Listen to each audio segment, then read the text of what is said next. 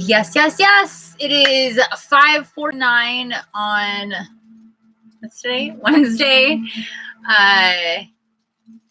Hey, you have to get Ethan from the gym, but you'll be right back. Okay, cool. That was Leslie. Hi, Les. So it is 5:50 now on the 20th of February. And we just had the full moon yesterday. And it was really intense, to say the least. It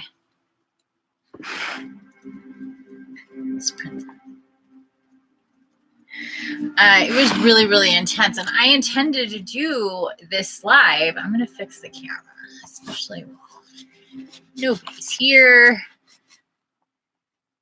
There we go. That's better.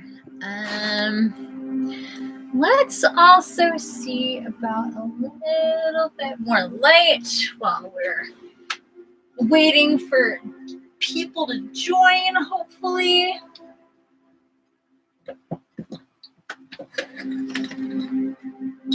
I have these other lights here for my art. I thought I had at least one of them plugged in. There we go. Hello.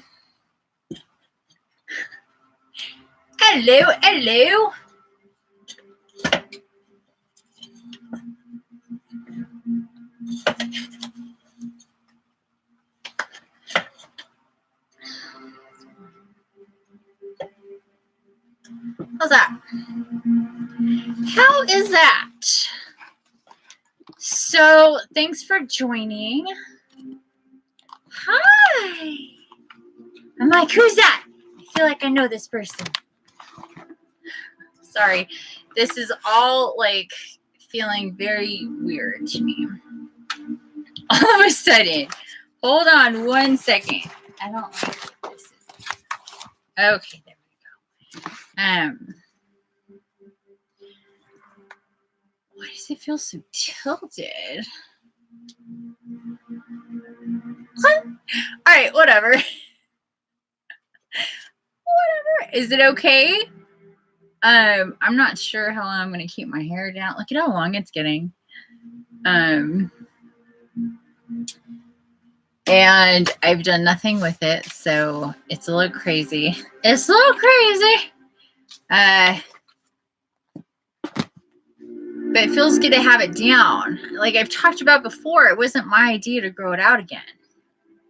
It was the tribe's idea saying, no, it's necessary for you to grow it out again. And I was like, shit.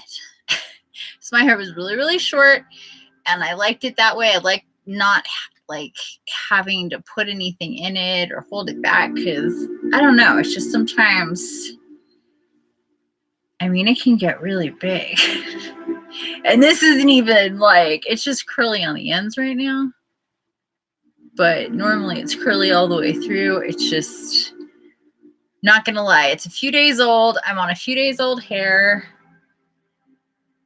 I haven't had running water for like, this is the third day. My pipes freeze. So, and it's not looking any better for tomorrow because it's currently snowing. It's gonna snow all day tomorrow. So yeah.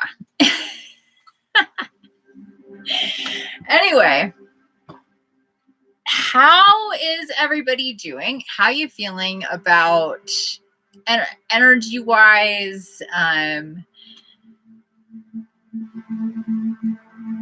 That's how you felt about your hair. Yeah, I mean, it's like I say I want to have it down all the time. Like I just like to have it down all the time. And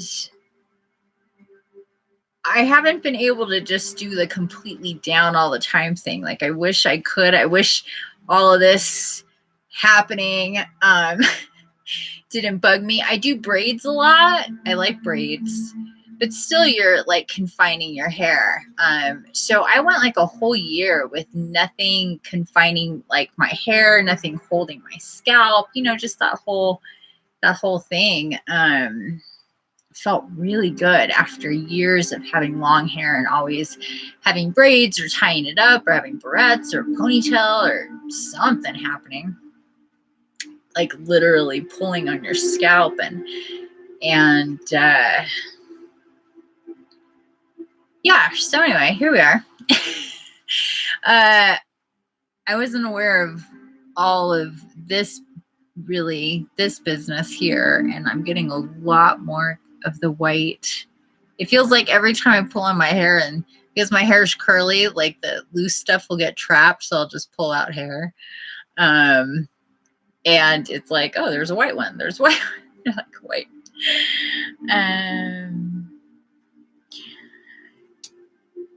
Oh, thank you, honey. Okay, so she says, I'm good, been feeling tired lately. Yeah, so seriously, right? Tired. That's an understatement. Yeah. I was so tired yesterday that I really couldn't do this. Yeah. And even for days, like it feels like the last week, and I know I've said this over and over again, that I want to journal, and I have a planner, and I'm supposed to be going, like writing down how I'm feeling each day and like information that's coming to me, and it doesn't get done.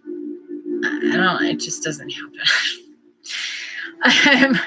But I think it's been around a week where it's me waking up around 9, regardless of what time I go to bed. Sometimes it's like 10, 11, and I'm still waking up and finally getting out of bed at 9. That's a lot. I can't remember requiring this much sleep on an ongoing basis for a really long time. It feels like it would be like a couple of days, like the day before, a couple days before the full moon, maybe I would get extra tired, kind of gearing up energy, saving up energy for the full moon. Like I said in I think it was my last or my second to last little audio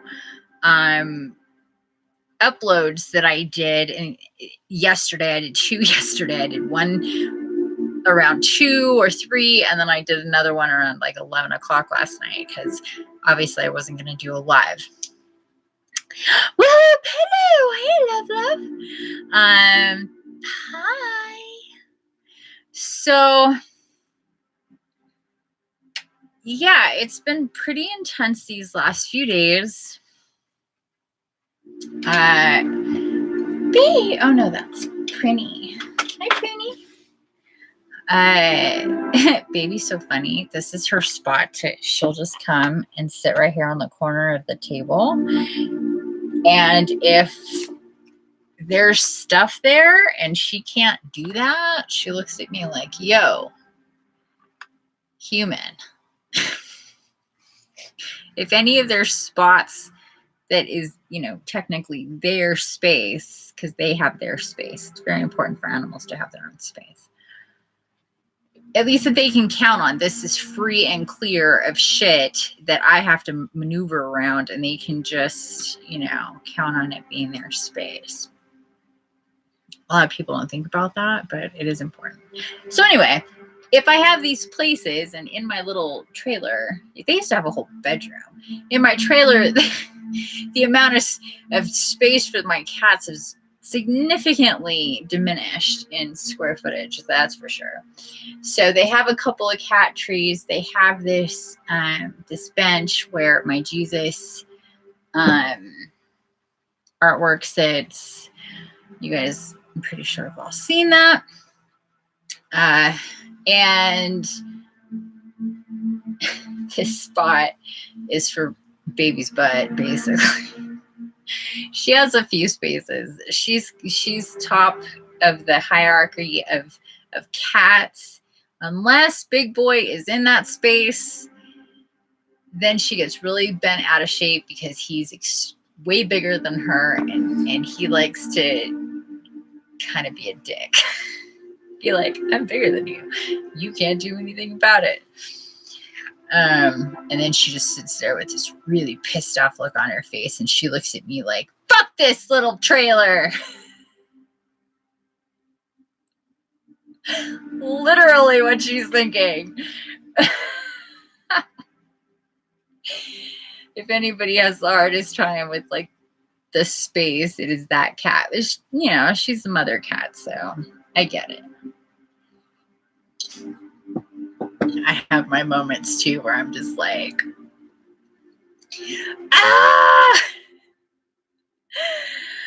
Oh my God. Seriously. Okay, so back to this energy business. This energy with my phone is on. Oh, that's cool. 6 o'clock on the dot. This full moon energy, extremely intense this month, which I knew it would be, but the scope and the level of which its intensity is, I don't think that you could, it's really one of those things you could actually fully 100% be on target with, regardless of how in the know or prepared you are for some of these things. It's like, you know, describing a ride or how spicy something is or the shade of a color. Even though you may have a lot of descriptions for a certain thing, not until you yourself just experiences that, and each one of us experiences it differently. So it's really hard to fully prepare, even though you may know this is going to be extra intense. Then you go through it and you go, holy shit. Wow. Because that was me yesterday. And if you listen to my videos, you know I was just like, what is happening right now?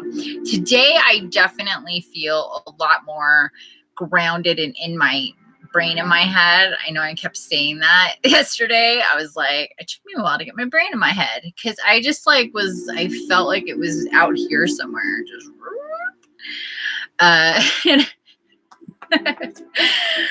especially after that nap that I took.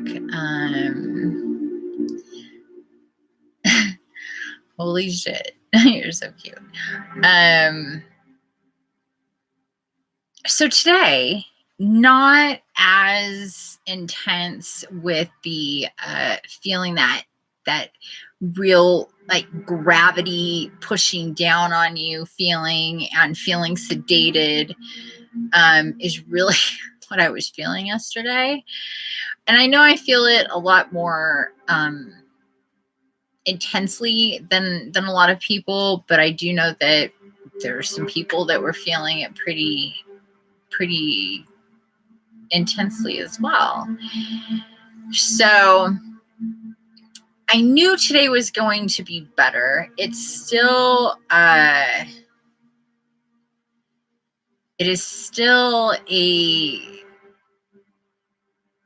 that pressure on the top of the head where you literally feel the gravity pushing on top of you, and that's why a lot of our necks will hurt, our shoulders will hurt, just the compression, literally the G-force going on. Today I was getting even more in a different way, but even more information in regards to mirror images and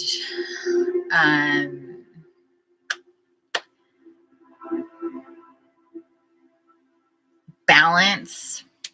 That was a big deal impression placed upon me and my consciousness in the last 24 to 48 hours. Just what a big deal it is to have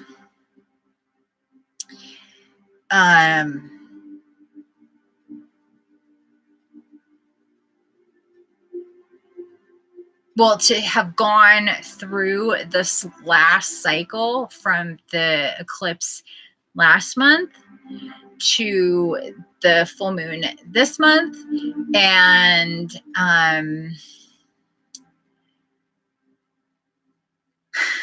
it being another how do I put it?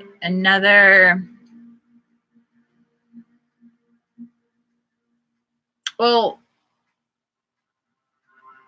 speaking specifically to Gaia and energy and balancing that energy, especially right now. And as we all know, weather has been really intense. It's really intense hot in the southern hemisphere, and it's really intense cold in the northern hemisphere, and it has been, continues to be. At the same time, we're also still going through the pole shift, and this is something that has come to me again in a really big way, talking about how this supermoon, the superest, most super moon of the year. So this moon that we just had, or having, I should say, this full moon that we're having, super moon, is the closest it's going to be for the rest of the year. So that creates a lot of pull, and that's it's very much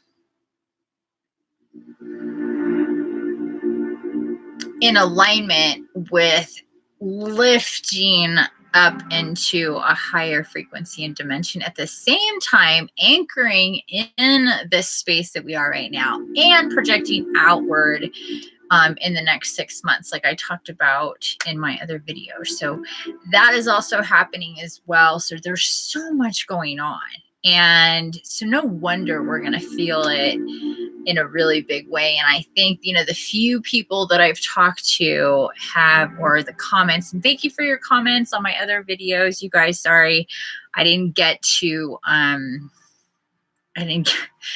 responding, but I did read them. I tend to avoid certain things with technology. It just kind of wraps me up sometimes. So it's not like I'm ignoring you. I do appreciate your comments, definitely. So sometimes I can get to them right away, and sometimes I don't, but I do read them. Okay, so I'm going to throw a few things out there for you guys. And if this resonates with you, please let me know. Right now, live, I only have a couple people here, but I want to get this show on the road. It is 6-7 p.m. in Pacific. It is 8:18 into the feed. We have 2 people, 2 likes. Let me get out my notes.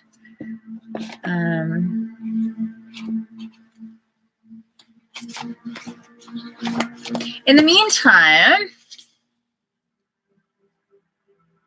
anybody have any questions or comments about how you're feeling, what's been going on in the last whatever, or, for yourself, or if you have any questions specifically for me, or just general questions, throw it out there.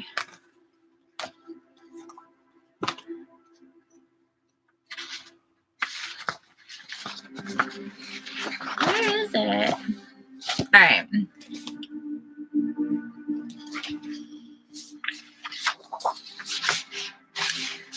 I'm gone, apparently. Oh, I love it when that happens. That is awesome. I love it. I love it. I love it. I love losing stuff. That's fantastic. It's not like it's lost. It's just not right here, right now. So, are you okay? No. Weird. Sorry, guys. I have this whole sheet of notes. Change challenges for me, your son and your cat. Understandable. Hopefully it'll be a quick transition for you.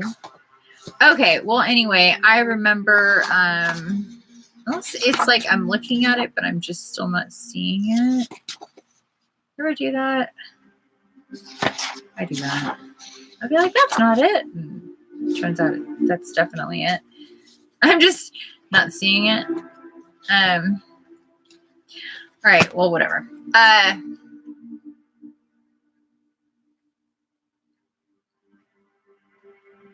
Yeah, you know, sometimes we have to go through a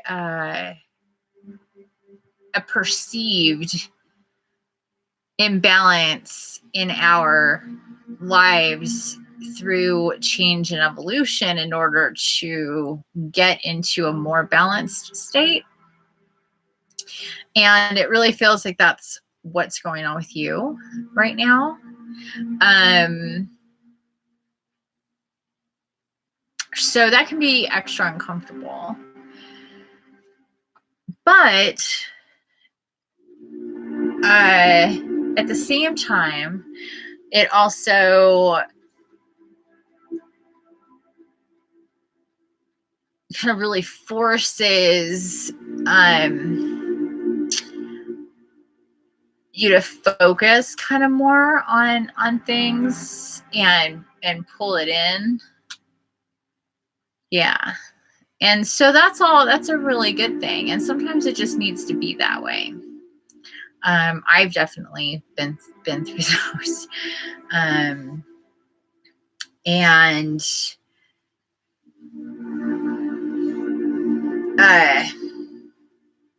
the advice would be for you to, wow, it's a lot of twos right now. Two. The advice is for you specifically, or if anybody listening to this are going through changes where they're moving, they're maybe staying with people, or staying with people they know or don't know, or know but don't normally stay with. You're in transition. Maybe you're in a motel, a hotel, transitional housing. Maybe even for some people, they've gone through, these weather-related situations where they had to leave home and they're in places and being forced out of the comfort zones, basically, is what I'm hearing. Just I'm seeing a lot of these like situations where it's like, this is not what I would choose kind of thing. But this is where I'm at. And through that, you have your choices that just kind of keep on coming up to really take you into the next chapter, if you will. So there are needs, if you're into reading, it's kind of how books go, right? You have your chapters, you have your things that come up, and then stuff needs to get to a certain point in between chapters so you can start in another place, typically, or they would be way too long. So in our lives, we go through these exact same periods where we're kind of bumped into another space that we will either find ourselves, or we'll either make these decisions knowingly because we understand we can look a little further out. So that'll happen as well. So it kind of all falls into that category, though, of not being totally comfortable, not being in a situation that you would totally choose for yourself. I could totally relate to that. I was just talking about, the trailer and how tiny it is. And I've definitely made the most of it, and to the best of my ability, so we can make these choices for ourselves and how comfortable or uncomfortable we're going to choose to be through any of these transitions. That's our choice. So we have choices all through things that are seemingly not our choice. We still have choices in every single moment, and how we how we perceive these situations. So, hey, hey, hey, hi, Sky. Hello, hello, loves. So, hopefully that helps. And is there anything else? I'm excited for you to be here. I'm excited to be here. Oh my goodness. I wanted to be here yesterday, but how are you yesterday, Sky? Were you super tired? What time did you go to bed? Were you jacked up? See, sometimes we can be really jacked up on full moon. That's what I'm used to. I'm used to 24 hours of kind of being jacked up. And this full moon was very much the opposite of that. I needed to be in astral. I needed to be asleep. I needed to be resting. I needed to be meditating. I needed to be receiving messages in all sorts of different ways, especially over the last several days. That wasn't just, 24 or 48 hours for me personally. So,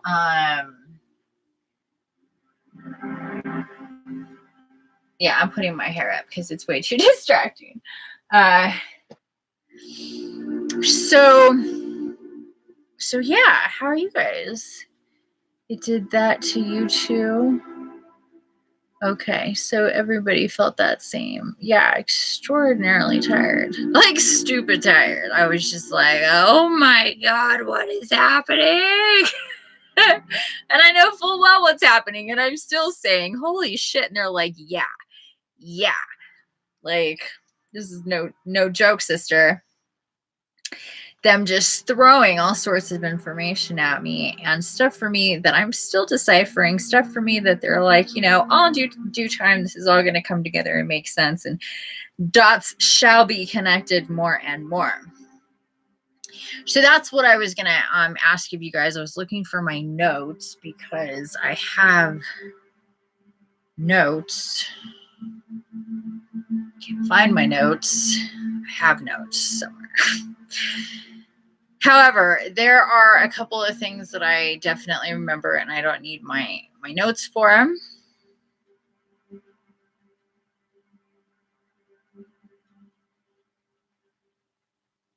Not usually tired so early. Been getting tired earlier too, yeah.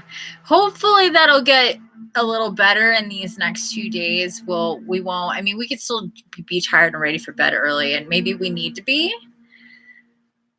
But that, like, even during the day, like super tired, hard to think, kind of out of body a little bit.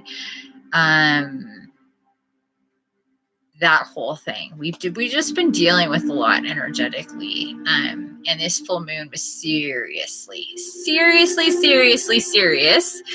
No joke. And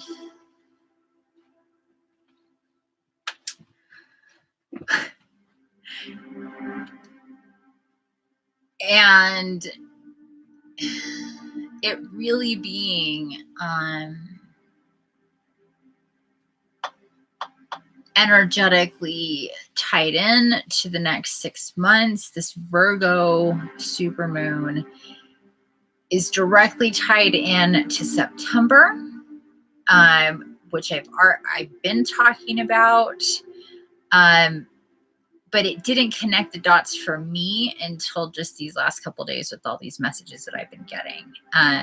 So it was very specific. I got more information if you watched the Valentine's Day live. I pulled cartomancy cards. I'm going to do it again.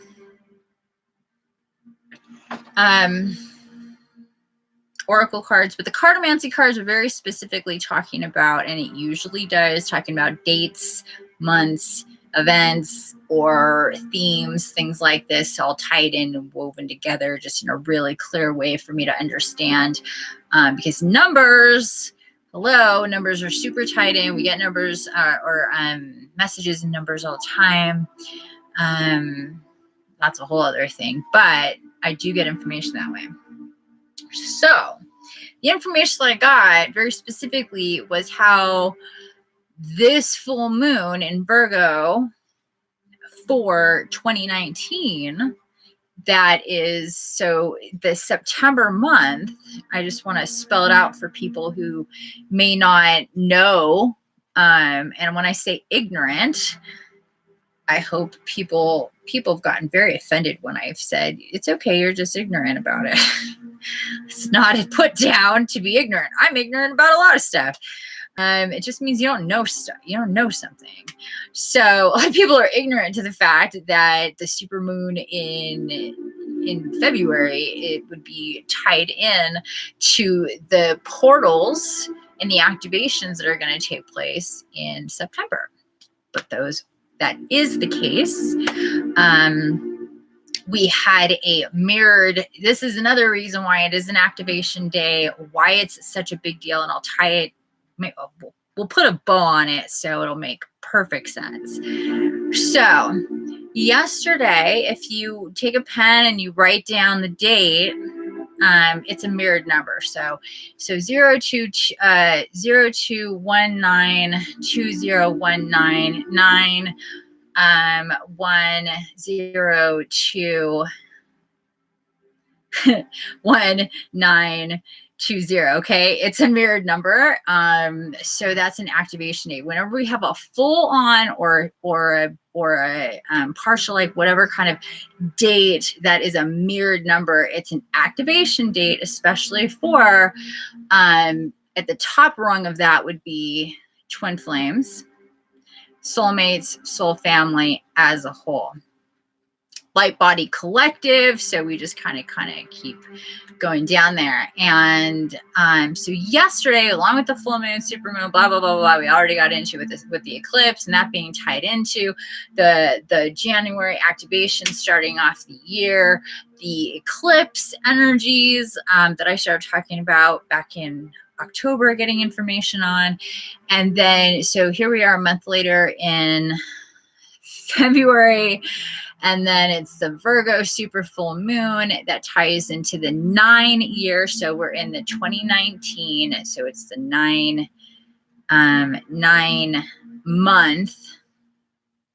So the portal for September would be 9/9/2019. So that's like the big portal of the year to 9/19/2019. So you see how that connects. And another mirror day. Now, this is directly after the month before, which is the Lion's Gate. And we've already gotten information on how July is really ramping us up with the 7/7 gate. That's a really big one too. So, but this super moon is really, it's like, if you're to honestly be able to shoot light from one point in time to another point in time, that is what I'm seeing. That's what I'm talking about. Like a firework, just, and you see like it just, and there's light and it's moving and it's going through space and time and it's going to land in another place. That's what we're talking about. That kind of energy, and anchoring and a shooting out of this energy going into September, into the Virgo time and space in this year, which is really, really cool. Oh boy. Hey, Sean. You're a Virgo. That's awesome. So we have Virgo, and Sky's also a Virgo. Willow is a Libra, and Karen.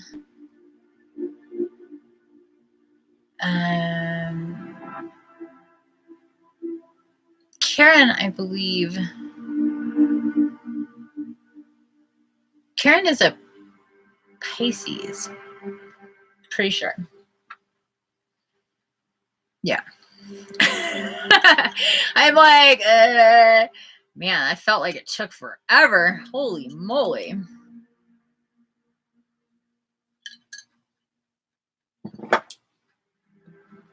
People, it literally feels like the mainframe of my computer is just a little bit on the fritz.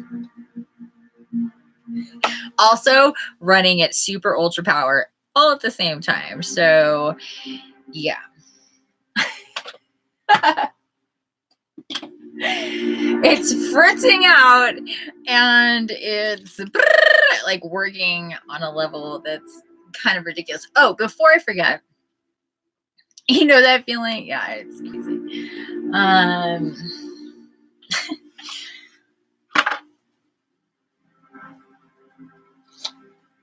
My little vent up there is spitting on me.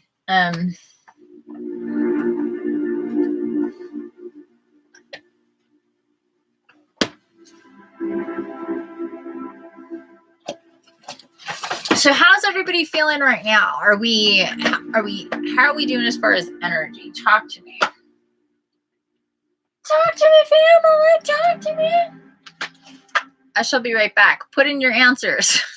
Where's your battery at? If you're at 100%, where's that battery at? And if we're talking, you know, at like 30%, you're like, good night, I'm laying down and going to sleep. That would be like your 30%, because like 0 would be kind of like we should take you to the hospital. So let me know where you guys are at. I'm just curious.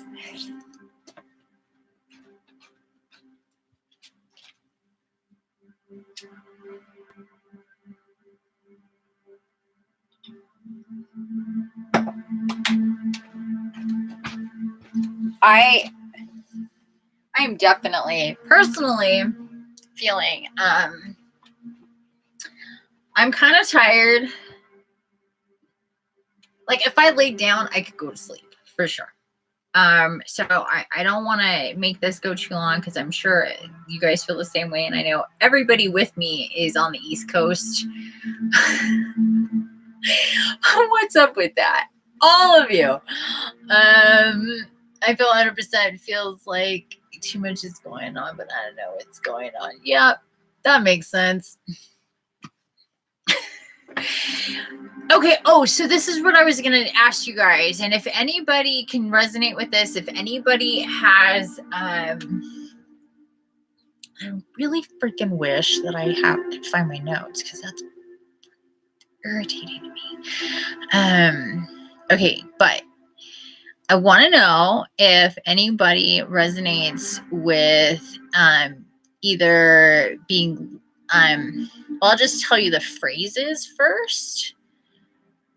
And don't fish for it. So if it's not something that's already been a thing for you, that's totally cool. I'm just kind of guided to put it out there. So one thing would be,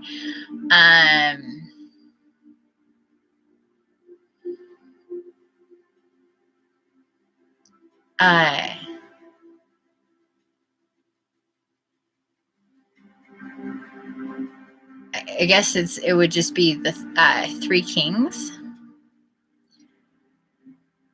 3 kings, 3 hearts, 3 lions.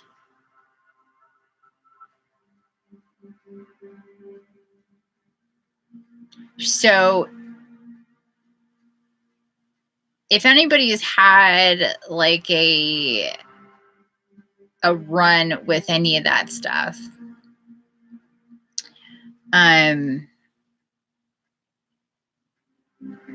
it's definitely been a thing for me. And it's a significant thing that I realize I'm unfolding more and more of, but I'm also, like I said, being guided to put it out there if it resonates with anybody.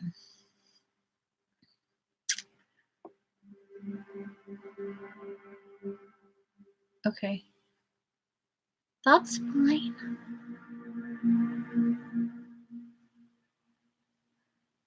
So Sky says no, he doesn't have anything instantly that resonates with that.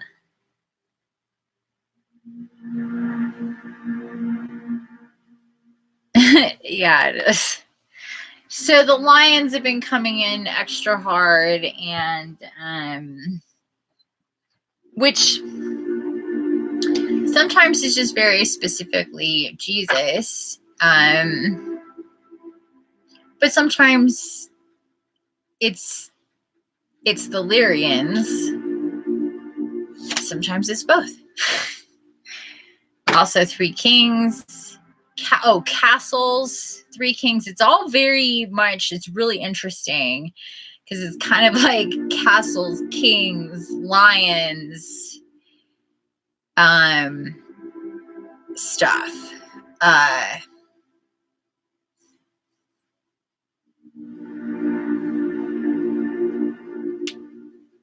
If anything else comes to me, I will throw it out there.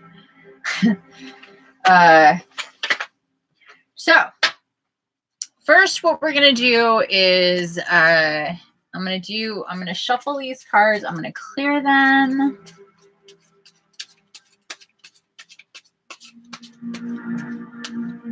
Oh, I'm being reminded the dragons and the lions. So it's dragons and lions together.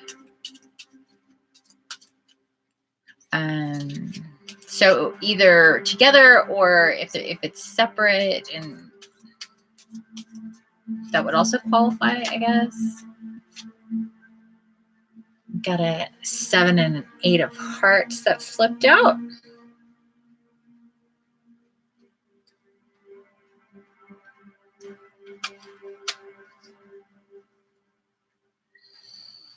Yeah, definitely. Dragons and lions together. Mm-hmm. That is a thing. Like, and a king aspect. 3 kings, 3 hearts.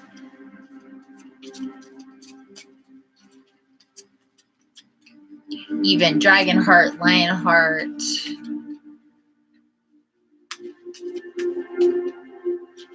Heart castle.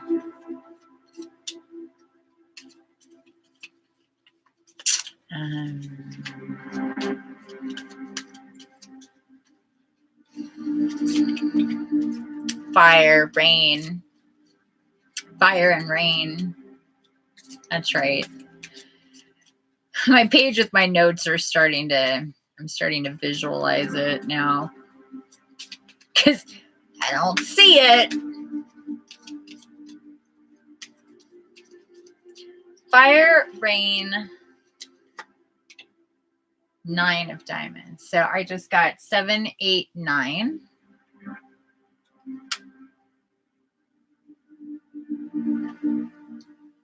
Two of hearts on the bottom half of the stack. 2 of hearts. King of clubs.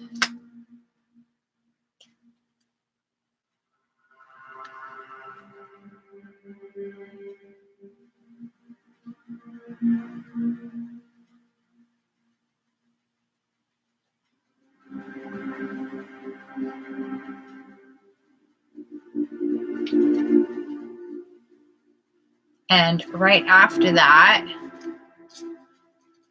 flipping that, going in order, is Jack of Hearts, Queen of Hearts, Queen of Clubs, King of Diamonds, and then the Joker upside down, and then the Ace of Spades, 3 of Clubs, 4 of Diamonds, 8 of Diamonds, 6 of Hearts,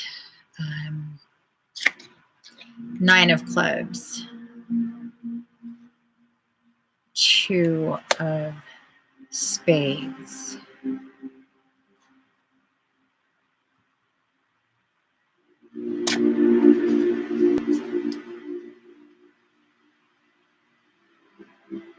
Hi.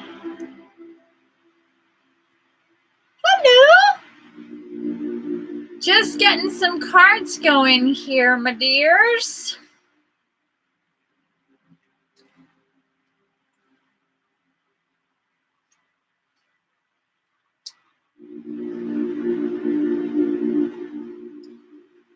Okay.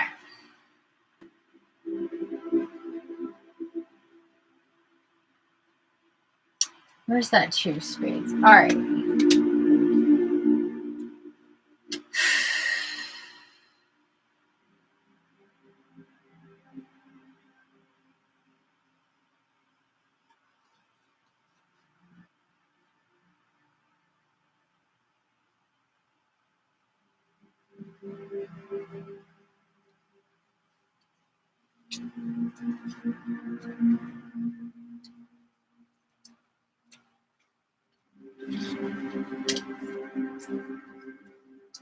Just bear with me, peeps. I'm being told to look at this a certain way.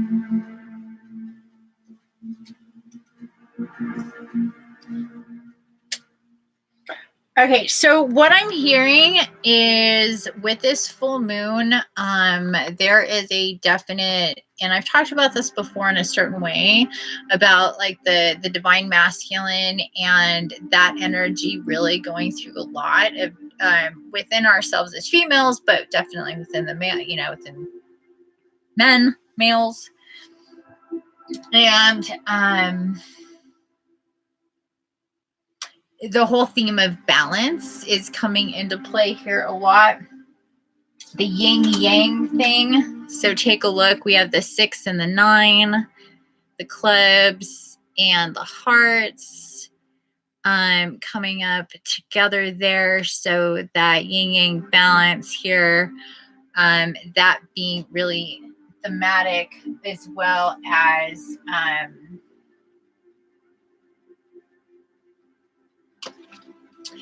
these two. And this the red joker upside down with the king of clubs,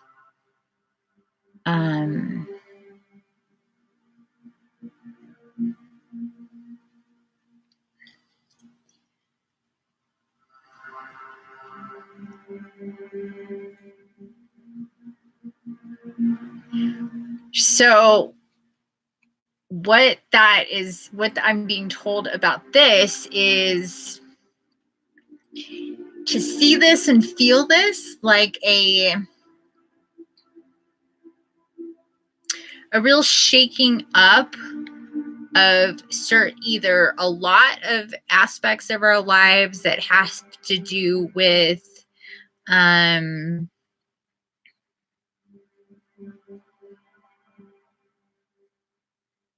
daily structure. So for some of us, our daily structure is kind of up in the air, or it's ever changing, or trying to figure out how to get a handle on it. And there's things that are happening to kind of shake things up. And I'm seeing kind of like a sifting of what is going on, and that being this really determined, which has to do with Virgo, this just determined, balanced. I need to know what I'm doing. I need to know how I'm doing it. I need to cut out the bullshit of anything else, and really kind of getting on that train in a really intentional, energetic way, of having this targeted focus, this being able to really, for all of us, especially us creatives, people who want to have a creative lifestyle and live in that space, we need to figure out how to do this. And while having to have a certain flow is necessary, we also need to have priorities and structure and lists, literally.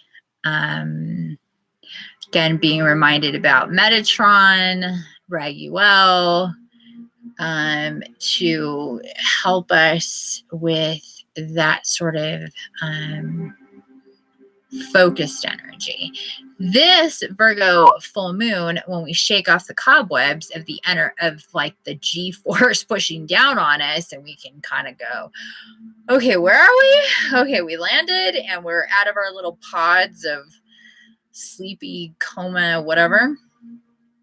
We're going to be like, oh, this is what I'm going to do now. And this is how I'm going to do my, so we're coming into that, because what I'm being shown is, for a lot of us, we're just kind of like, whoa, what are we doing? I kind of have an idea, but I don't have an idea. I feel like I know stuff, but I kind of don't know stuff. And what am I doing? And there's going to be changes, and I can sort of see it, but it's a little foggy. Where do I put my time? How do I do my energy? This shit is intense. Like, there's just all this kind of juggle, like literally, like the Joker juggles. But with this new energy that's come through in a really intentional way to get us more in balance with our passionate, creative side that has been awoken for a lot of us in these last few months, for a lot of us who have come more into our soul selves, who have really shed some shit, really done some healing, really went through some dark night of the soul stuff, or shadow work, or whatever you want, however you want to put it or call it, or any of that stuff you feel on the other side of. Please don't dilute don't dilute yourself. You're concentrated. To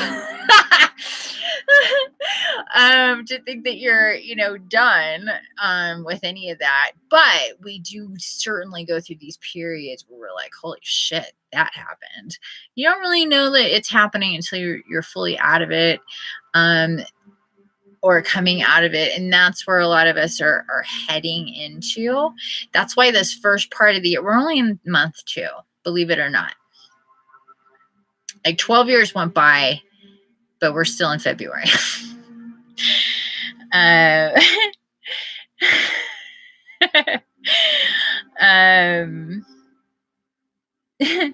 you're concentrated. So yeah, we're only in month 2, so we have to continue to have patience with ourselves as we're acclimating and shifting and doing all this stuff. Okay, so that's that.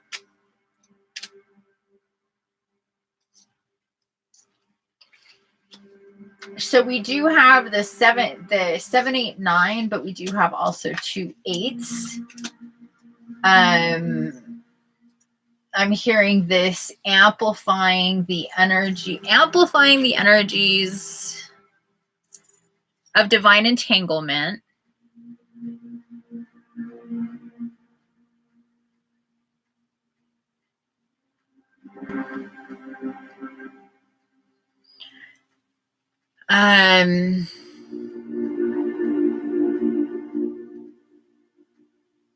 Activation. So these what we'll refer to as I'm hearing over and over again, these like infinite activations, these divine entanglements and infinite activations, with specifically diamond light energy, and associating and connecting with the heart. And this is specifically to activate recognition on a frequency and vibratory level with yourself, your soul self, your higher self, super conscious, soul family, twin flame, soulmates. So all that business.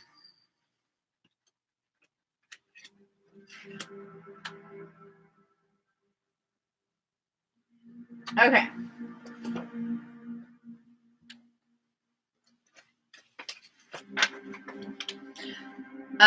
So I'm going to put these cards. These cards came up, but I'm being told to put them back. So I am. And shuffle. Whoa, holy frick frack. And I shuffle and throw cards everywhere.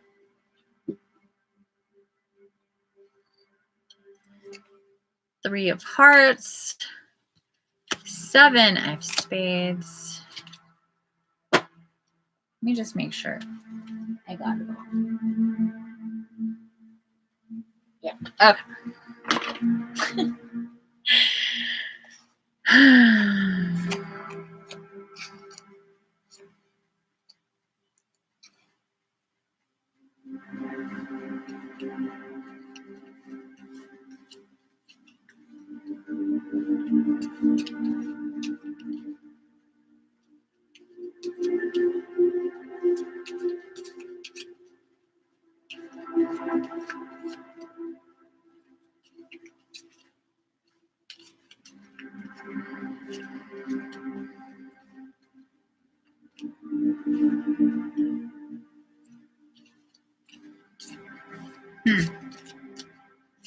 That's interesting.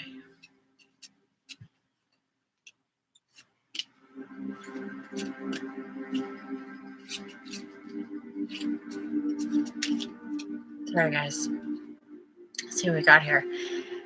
10 of spades and 6 of spades, along with the 7 of spades.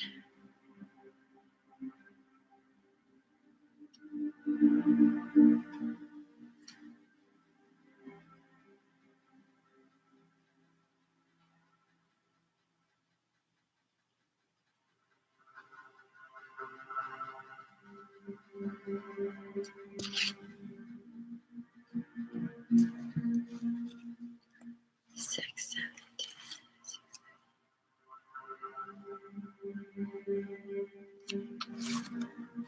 10. I just keep hearing with this 6 and this, sorry, this 3 and the 7.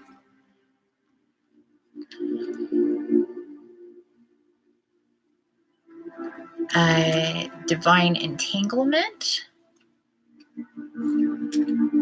Divine entanglement.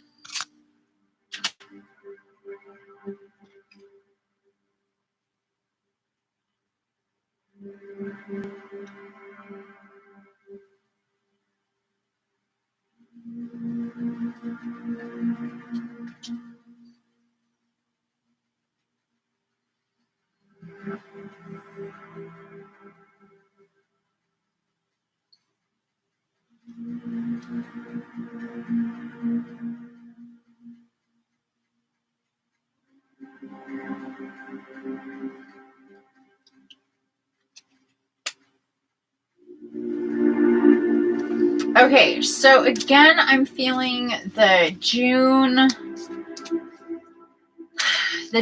portal. So that midpoint of the year, the June portal, so 6/6 being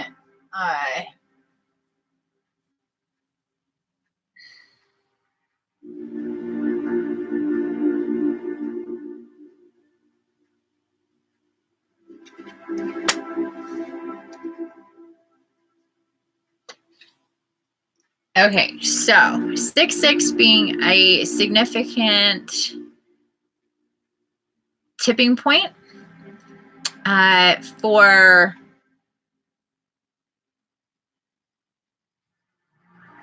not only your soul self divine union, but also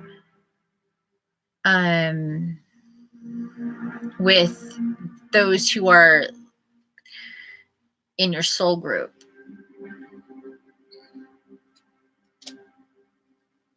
Okay, so I'm going to leave it at that for now.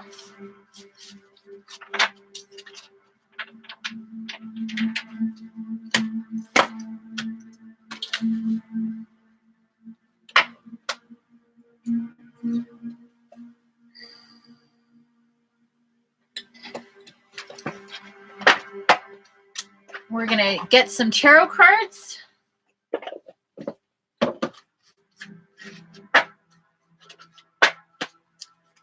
Let me clear these real quick.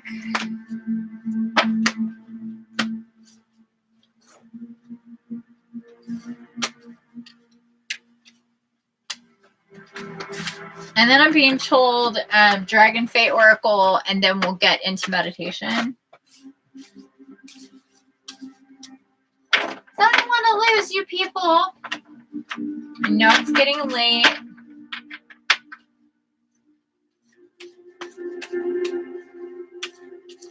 All right. So I'm going to pull cards here for the energies surrounding the super full moon in Virgo. This is for the Light Body Collective. If any specific information may come out or may feel anything, I will share. Anything comes to you guys, please pop it in. Got our first cards here. Oh, and by the way, I did making an appearance for those of you who were here over the last couple months. I realized that I was missing a card, and it was this card. It's the Nine of Swords. It became significant that it was missing before I did find it. This is the Temperance card in reverse. So I have the Nine of Swords and the Temperance card coming up together.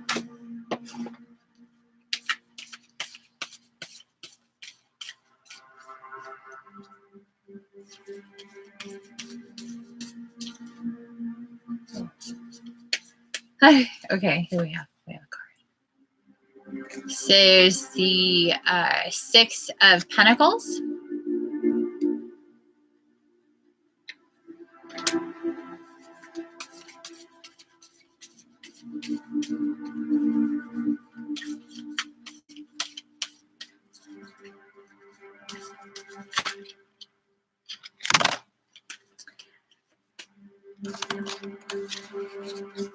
Couple of cards here. We have the World,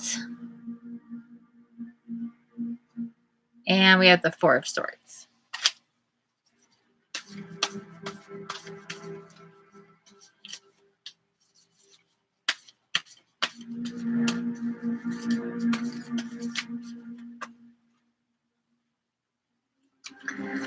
We have the Two of Cups.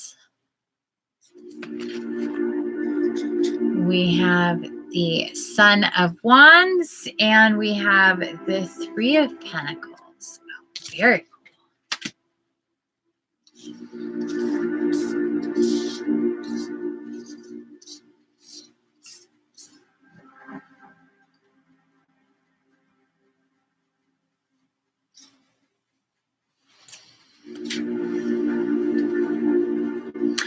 I'm feeling several things coming up with these cards, but I'm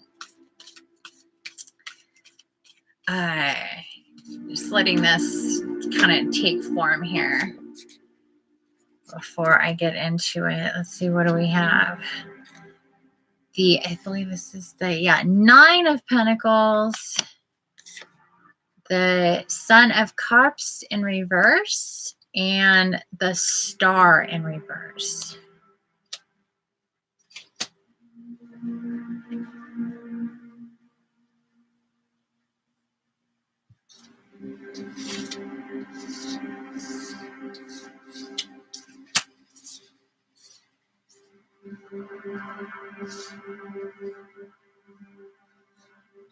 Okay, so I'm hearing keep going, but I'm going to read what this says here. Yeah, this feels like year two.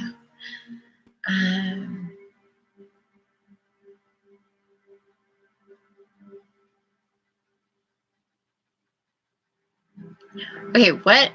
Just as you pull the Nine of Swords card and the Temperance card, I see 2050 and the date, which read Wednesday, February 20th. Oh, wow, that's so cool. Yeah, the artwork of this deck is really awesome.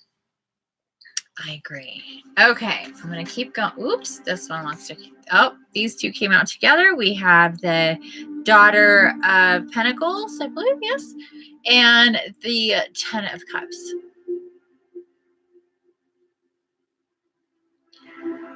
That's really cool. Together.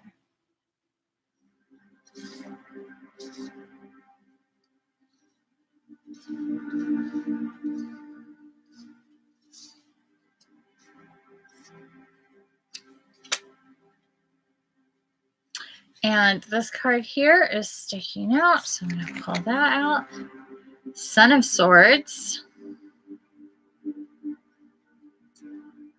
So many sons, yes? Son of Wands, Son of Swords, Son of Cups.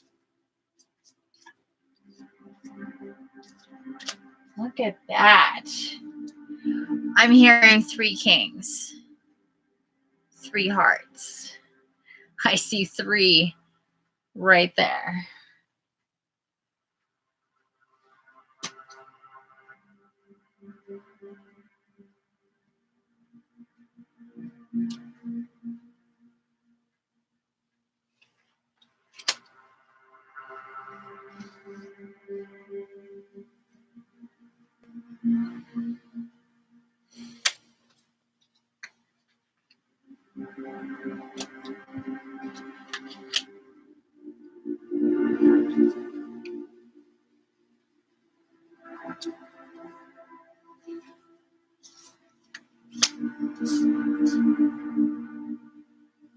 Bear with me, peeps, while I put this together.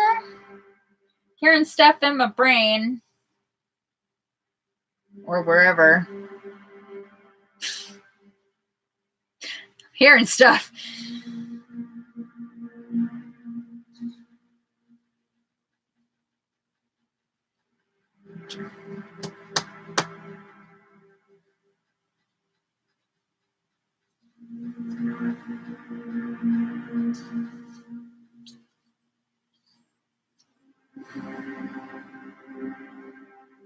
Okay.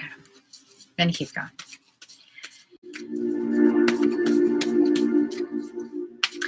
I haven't done tarot in a while. Well, we did those angel cards, but what do we get? Mother of Swords.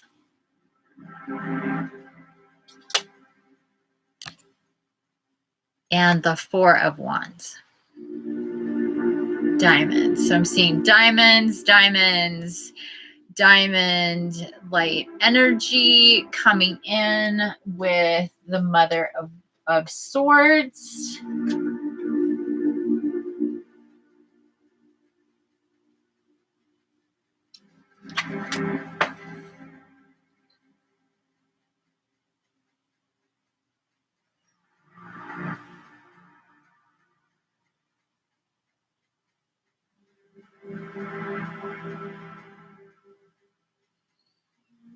Okay, I'm again feeling and seeing the mirrored imagery here. So break it down, people. We can fold this 4 card in half and we would have a really nice several really cool mirrors going on there.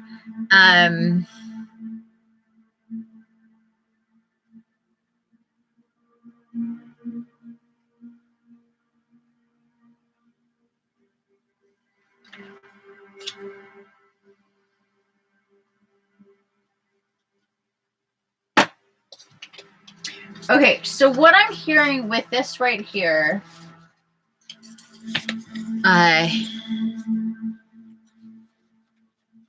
is, okay, take a look at this.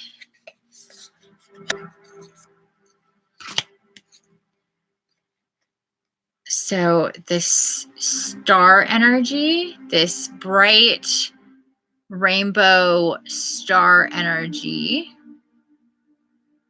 And in this particular scenario, what I'm seeing with this is we're looking at a mountain. So we're looking at high up. So we want to have the understanding and the imagery that we're getting this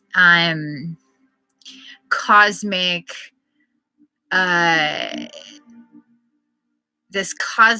star galactic energy coming in from high above.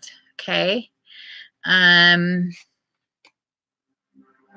This is specifically tied into this, again, this diamond light energy associated with the divine feminine, especially in a really earthy spiritual way.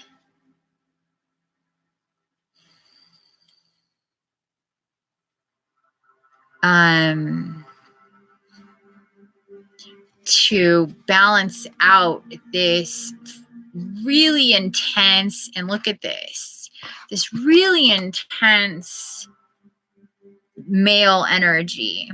So we have the Son of Swords with this really targeted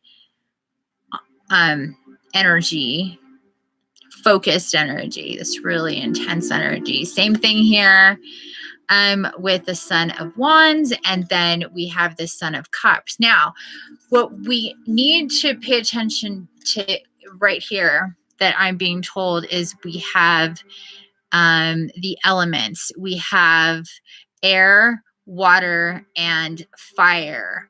In this regard, what I'm hearing really strongly is we need to, with this energy that's coming in right now, it's especially important for men, male counterparts of any age, to get in balance in a real earthy way. I'm hearing do a very specific journaling, go out into nature, do a very specific meditation. You want to connect with the divine feminine. And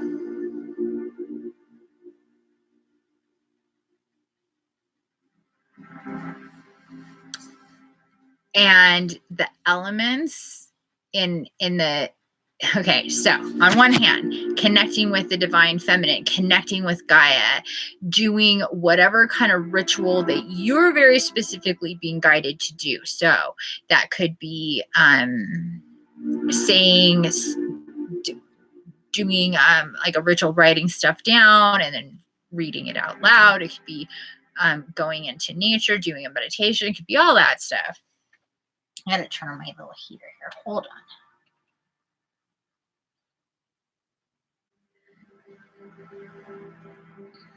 on. And at the same time, being really intentional about bringing in this diamond light, the calling in our galactic star energy, connecting spiritually, using the elements, thinking about the elements, water, fire, air. Okay. Now, when I say very specifically, it's super important for men and the male counterpart. We're, like I said before, and I'm going to keep saying it again, it's going to be a theme. It's really important for all of us, but especially those in male bodies, to transmute and flesh out residual energies from this lifetime, past lifetimes. Also for the collective as light bodies, that's what we do. So we have to have that on board, and our male counterparts need to toe the line with the male shit. Us as females, we need to toe the line with the female shit. It's just the way that it works. We're in different bodies. You have to do your different stuff.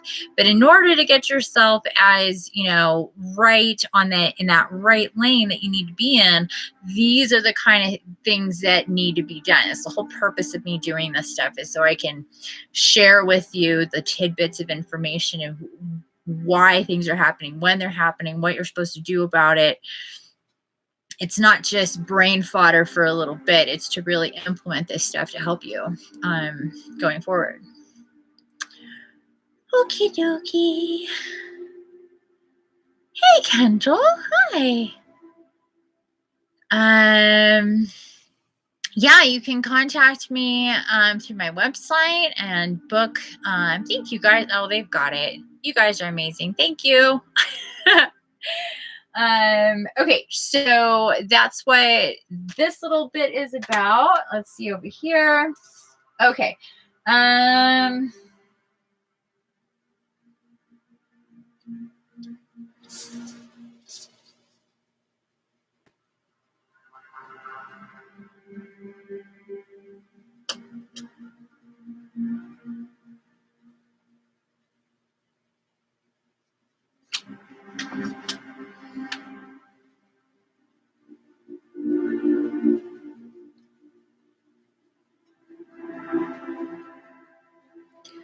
Where are we?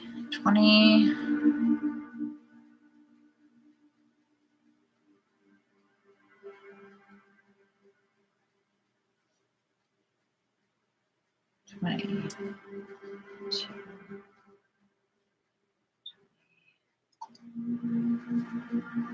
Okay, there's some more going on here, but I'm going to need some more time with it as usual.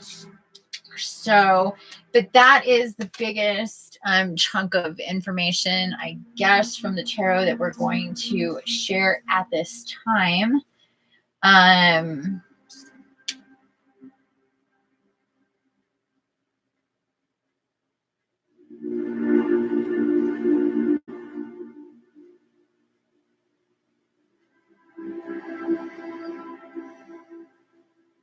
Okay, I lied. Liar, liar, pants on fire.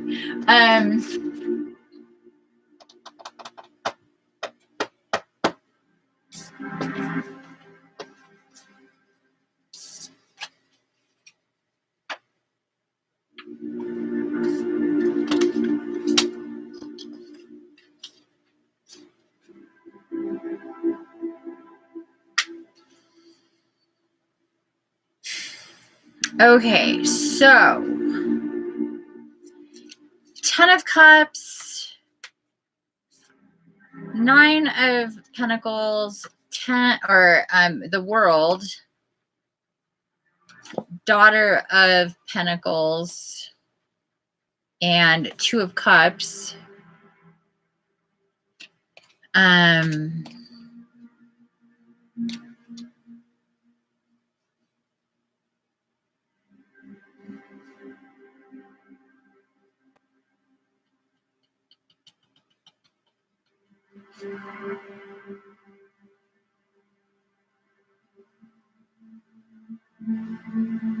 So this next portal,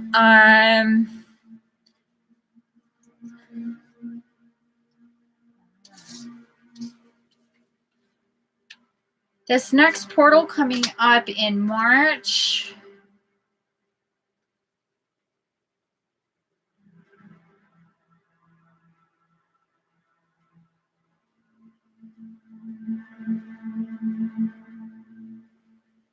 For a lot of us, we're going to get a boost. And when I say a boost, there's just going to be more energy, more kind of like energy around social aspects.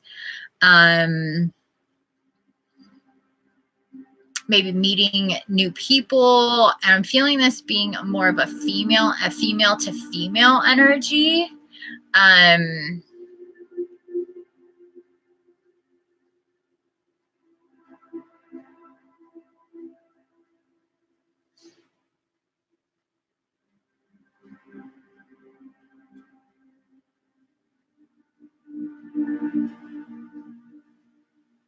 Yeah.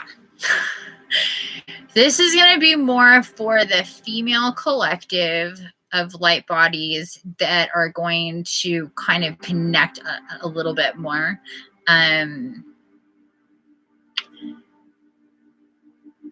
So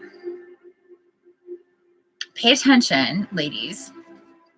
Coming up in March, if you have the opportunity to, if you meet new people in your life or people come around again, especially female counterparts, if they are of the light body collective, if they are woken in any way, if, you know, you kind of have this feel, this pull, this soul family kind of, you know, reuniting thing, this is something that's I'm feeling a real, I'm hearing it's necessary to balance us out, us females. So we need that sisterhood thing going on in a real way. It could just be more on even online connections as well, but more of that happening in the next portal. Okay, so I'm gonna put this aside. Also, money situation stuff is going to be much easier coming up for a lot of people. And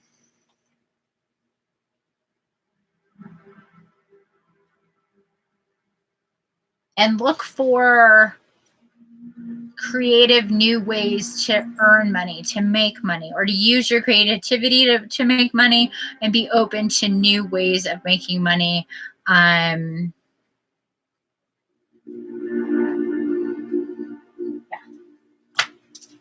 Okay. Pillow. Yes, thank you. Hello, John Doe. Okay, and I'm going to pull some oracle for the Dragon Fae. We'll see what pops up, and this is specifically for this full moon in Virgo. I know it was yesterday, but we're still in it, and we're awake today. We weren't awake yesterday. So I'm gonna pull. No, I'm not grabbing this. I'm gonna pull some of these.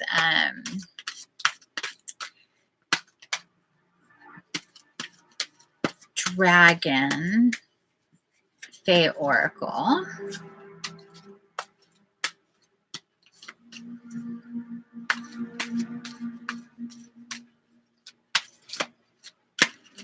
And these tend to be kind of long. So we'll see what we get at 122. I just looked at 122.12. Holy moly.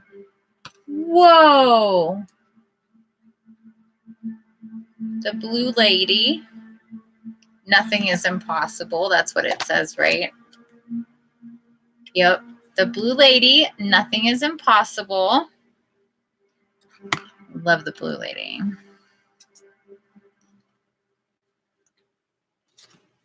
Oh my gosh.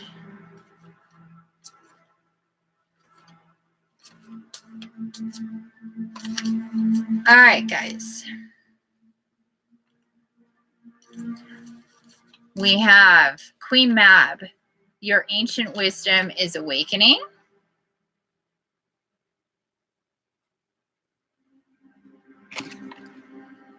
Lady Titania, be joyful.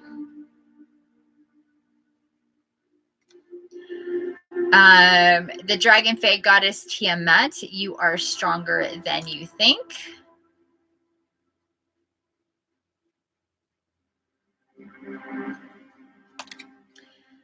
Drisden.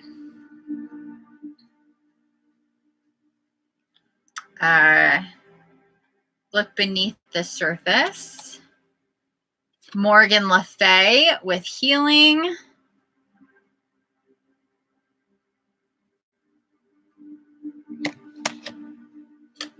And Shumara, web of life.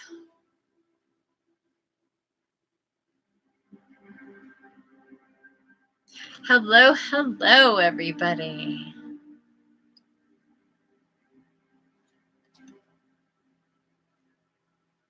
All right, let's see.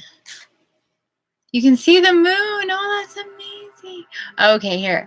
I could totally feel that I was given the opportunity to make money by writing scripts, articles, ads, and stuff for people. Soon as I saw it, I knew it was what I had been asking for. That's amazing.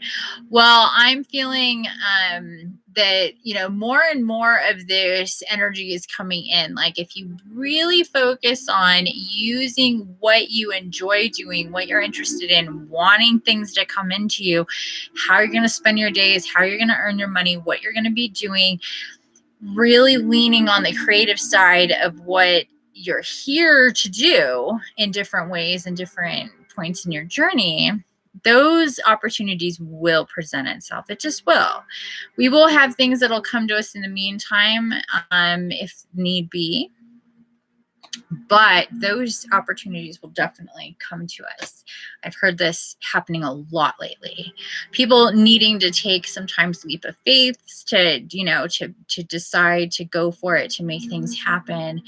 And that's sometimes needed. We need to put in our energy into the beginnings, the seeds of making it happen. Because once you decide you want something, it usually comes to you. And for some of us, super quickly, it's just making the decisions. What am I going to do? How am I going to do it? What do I want? Sometimes those are the hardest ones, really, truly. So again, we have Shumara, Web of Life.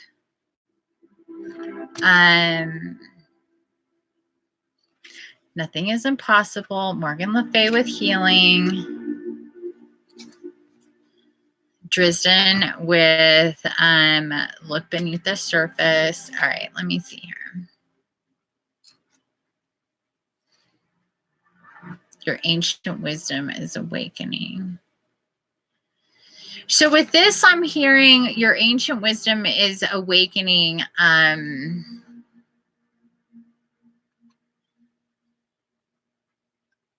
For some of us, we may be getting little snippets of information, little downloads. We may be hearing the frequencies of downloads, and we know that that's what that is. And for anybody who doesn't know, isn't familiar, you'll hear a high-pitched noise, typically in your left ear. It can happen in your right ear though, but typically it's in your left ear, and it'll just be a real high-pitched noise, and it'll just sometimes it's really intense, really high-pitched. It'll just shut you right up if you're talking. It'll come in at different times. I hear them all the time, sometimes more than others. Sometimes we will get the information of kind of what that's about at the time, but sometimes we don't until later.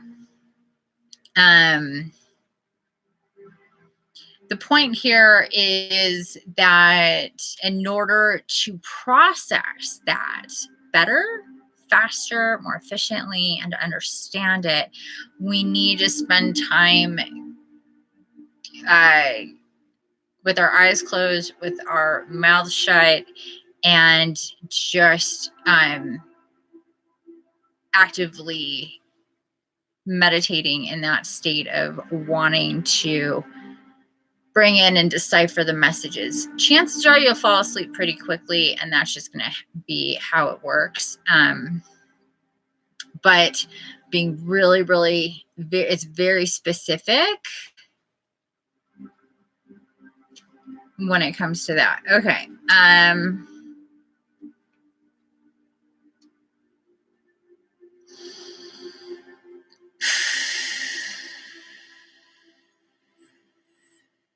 So with Morgan Le Fay, we're going to take a look there in the background. We have the big moon right between the two dragons behind her. So she has this really intense full moon energy. If you can take a look at that. So right here, the big moon. And the dragons are right behind her. What else does she have going on? She has crystals, huge crystals. Look at her holding that crystal. Look at it. Morgan is reminding us of what we already know to use to heal ourselves and what we've been holding back on.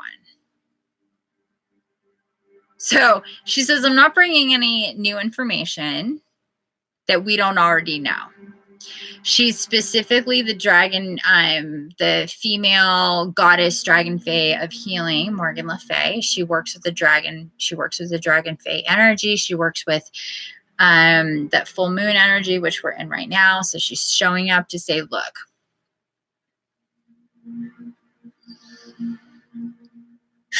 with this full moon energy, with the super full moon energy that we're in and still in right now, things have been coming to you, you knowing what it is you need to do to get healthier, just one or two different tweaks of practices that you need to focus on.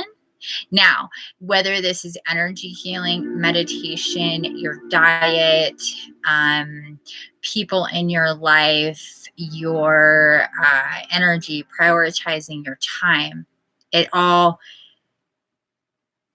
is all encompassing and you healing.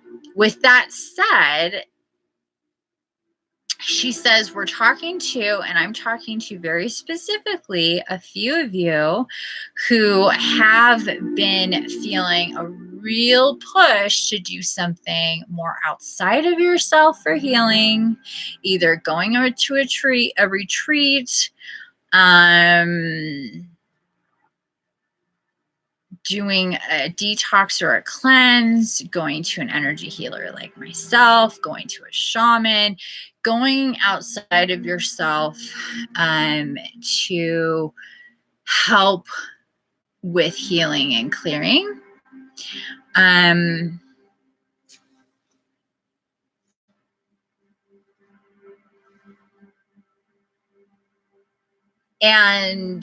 she says, for some people, it's just really about fear. Like, okay, it's changed from what if I don't get better to what's going to happen when I'm totally better. Like, that's a little scary, like powerful. What am I going to be? How is that going to be? How can I handle that? What does that mean for me? These deep thoughts in the shadows that sometimes we just really don't want to focus on too much is what I'm feeling a lot of right now, with these cards really talking to us, saying, okay, we need to stop being, oh my gosh, my foot is stuck. Good Lord.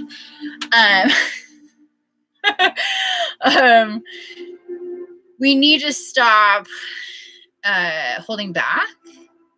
We need to stop using the whatever excuses to not get to the next level energetically, because we're maybe in fear of our own power. Now, this is something I'm being reminded of from the last live that I did, of Archangel Michael coming in and talking about remembering who you truly are and that you are powerful and things are in divine order and things are going how they need to be. So it's really just kind of shedding off of these layers that are keeping us from moving forward.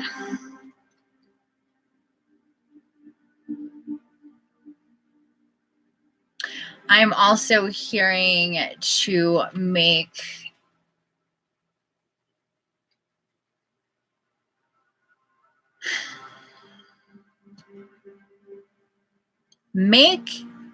you getting healthy a real priority. Like, step up on that. So we know you've been doing more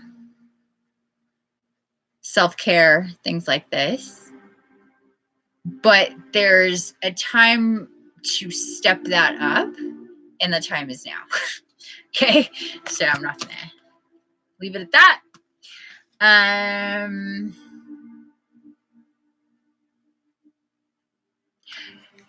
Tiamat says you're stronger than you think, specifically talking about the truth. She says you're ready for the truth. That's what's holding us back sometimes. We're not ready for the truth. We're not ready to hear the whole truth about ourselves, about situations, about our lives, about what we need to do, about what's coming up, about who's in, who's out, what's up, what's down. because typically that requires change, responsibility to take action, right?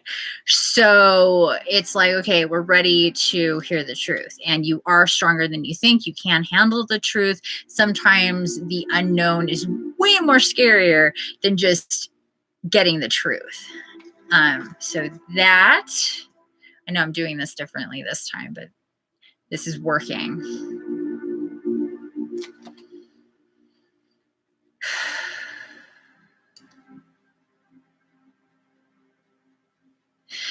I'm hearing with Queen Mab, your ancient wisdom is awakening. Also, this is speaking directly to dream and dream state. So dreams might now will be getting more vivid for some people. Maybe we kind of went through a dormant state, but now they're going to start getting more vivid as we're waking up and not holding back and ready for more answers to be given, more truth. A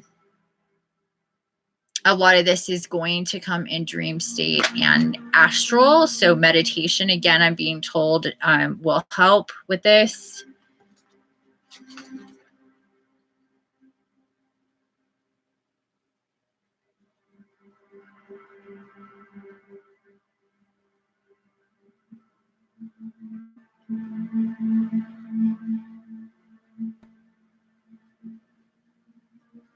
Okay, and Drisden is sending the message.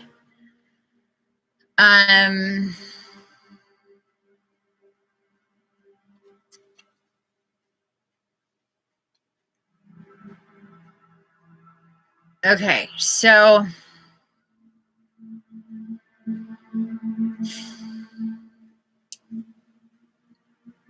there are certain people in our lives, this goes for pretty much all of us. There are certain people in our lives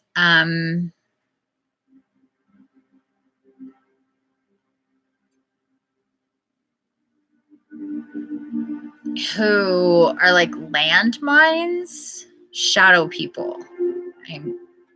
It's the phrase that I'm hearing, landmines and shadow people.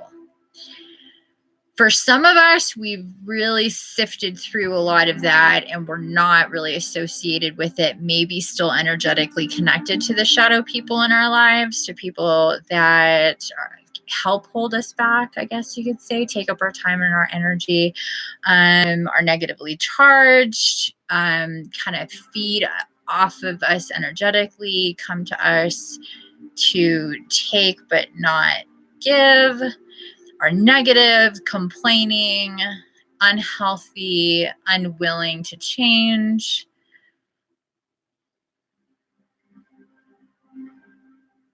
Shadow people. So to really start looking at, ironically enough, these two are going together.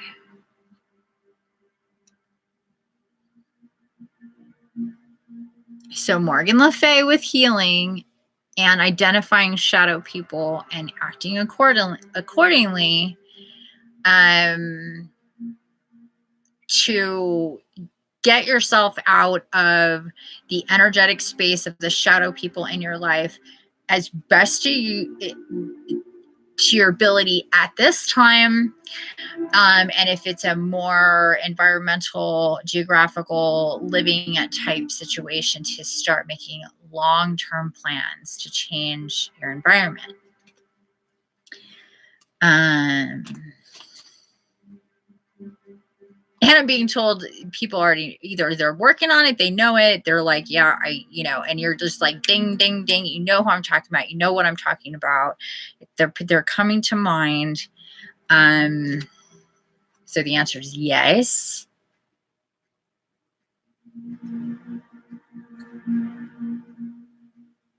Okay. And with all of that said, Lady Titania, these are all reoccurring except the last one. I hear high-pitched noises quite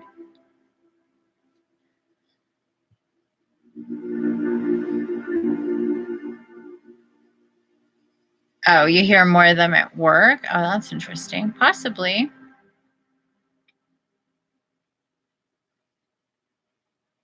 You know for sure what's up right now. That's great. Okay. And then Lady Titania, be joyful. So this is card, I need my glasses. Card number 5. Oh, look at that. 5 people, 5 legs with Lady Titania. This is also the card that's, or the image that's on the back of all of the cards. We have gotten her before. And then we also have Shumara, Web of Life.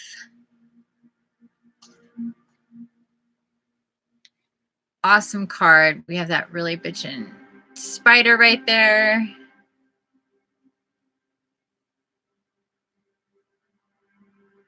So, and that's card number 35. So I'm going to read that real quick. Sorry, Web of All Life. Okay, Shamara speaks. Beyond the mask we all wear of identity, beyond the construct of who we have been conditioned to believe we are, lies your face, yourself. This face is tender and new in so many ways, as you have not shown her to the world before. This face has been protected because the world has seemed and proved indeed at times to be a dangerous and unkind place. Where those of us who feel different are proved to be so as we brave the taunts and finger pointing. But I now tell you that your protections, your armor, and your shield can be removed safely with me. Do not discard her, as you may need her yet in certain situations, but know now she is your armor, and her role is to protect your true being. To you, I now reveal myself.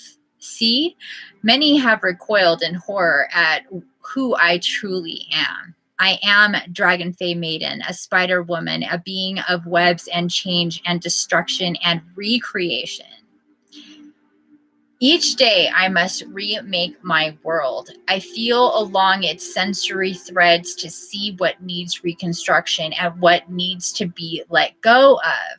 For I am, as you are, part of the new web of life, a web of life that embraces our differences and yet understands that we are one. I ask you today to look at the webs in your life that must be remade and rewoven. So, really tying into what we were just talking about with Dresden, what must be taken down, torn apart, deconstructed, and what needs to be constructed again, recreated, made better for your life and every day going forward.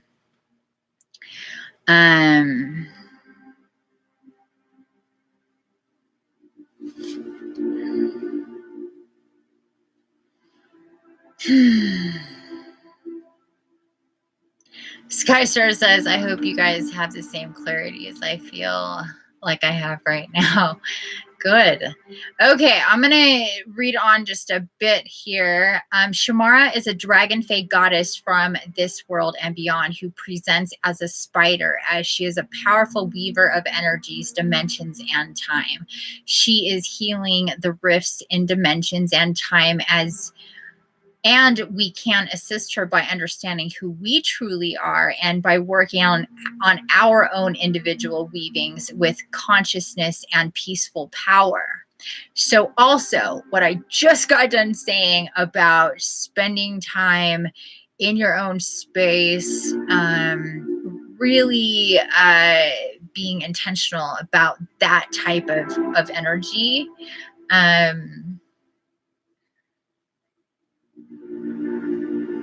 She holds together the strands of all 4 directions and creates ripple effects along them so we can communicate with worlds beyond this one known as Gaia.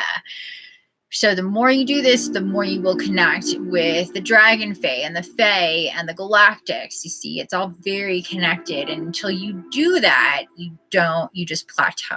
So it's very important. Shumara is the creation energy with brings together nations and tribes, peoples and families from this world and beyond, from other dimensions and times. Thus, she is our mother of time and is often present when we have past life memories and experiences, when we receive premonitions about our future, as she weaves together the strands that hold past, present, and future in place. So really think about this when you're planning, when you're wanting to manifest, when you're creating.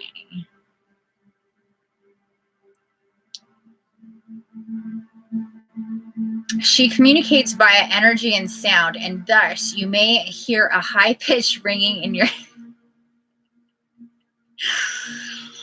It's funny. I'm sorry. Sorry. It's just kind of funny, right? I'll continue.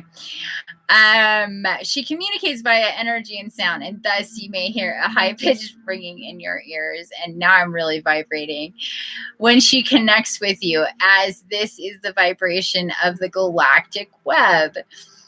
Her role is to assist us in moving beyond our notions of economic short-term thinking and moving into galactic environmentalism, not simply for Gaia, but for all with which she is connected, all of creation. And of course, when we think about who we are in body, we're connected to all of creation. It's not just human souls and human bodies here at this time especially, right?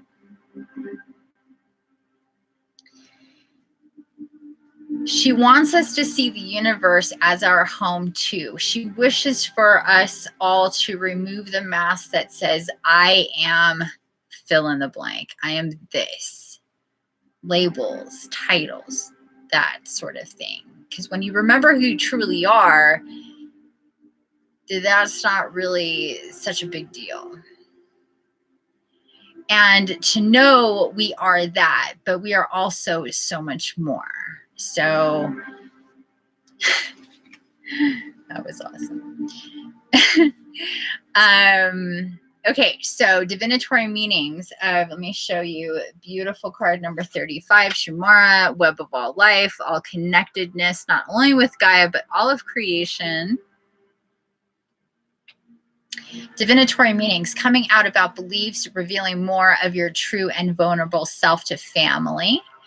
Beginning to work in groups, understanding cosmic consciousness, finding a new family, understanding connections, making meaningful relationships that have far-reaching impact, learning more about people's true selves, revelations about cultural heritage and family and personal histories may be forthcoming when Shumara makes an appearance in your life.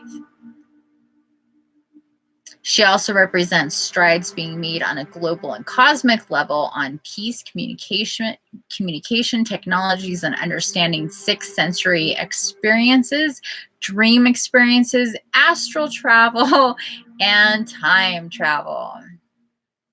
Working with Shumara. Who's tingly right now?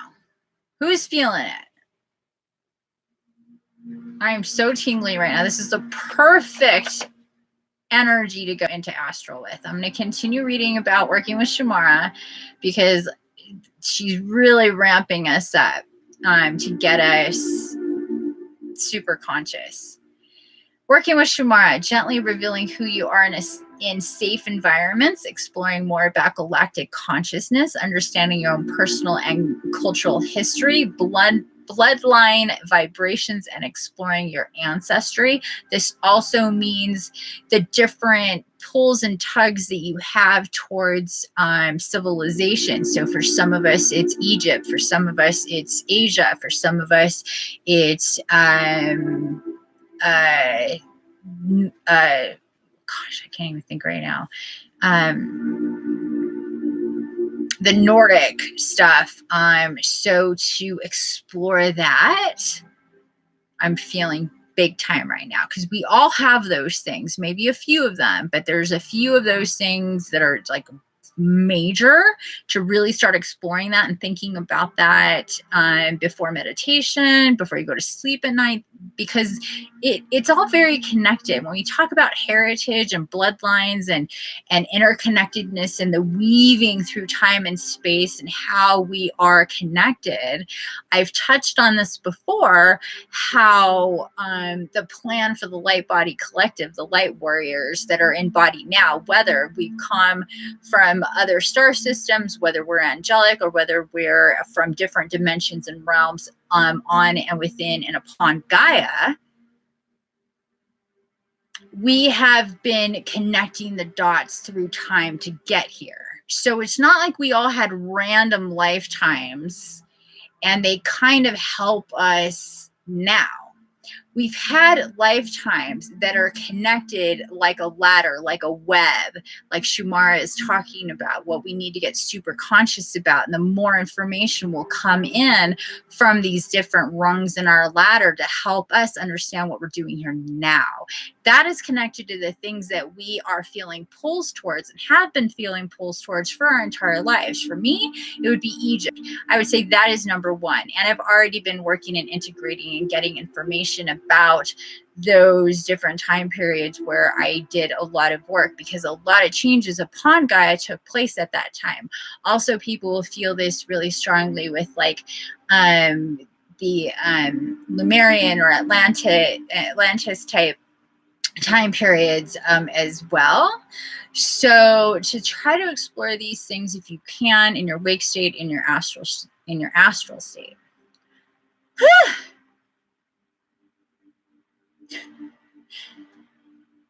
Yeah, that's funny. Okay.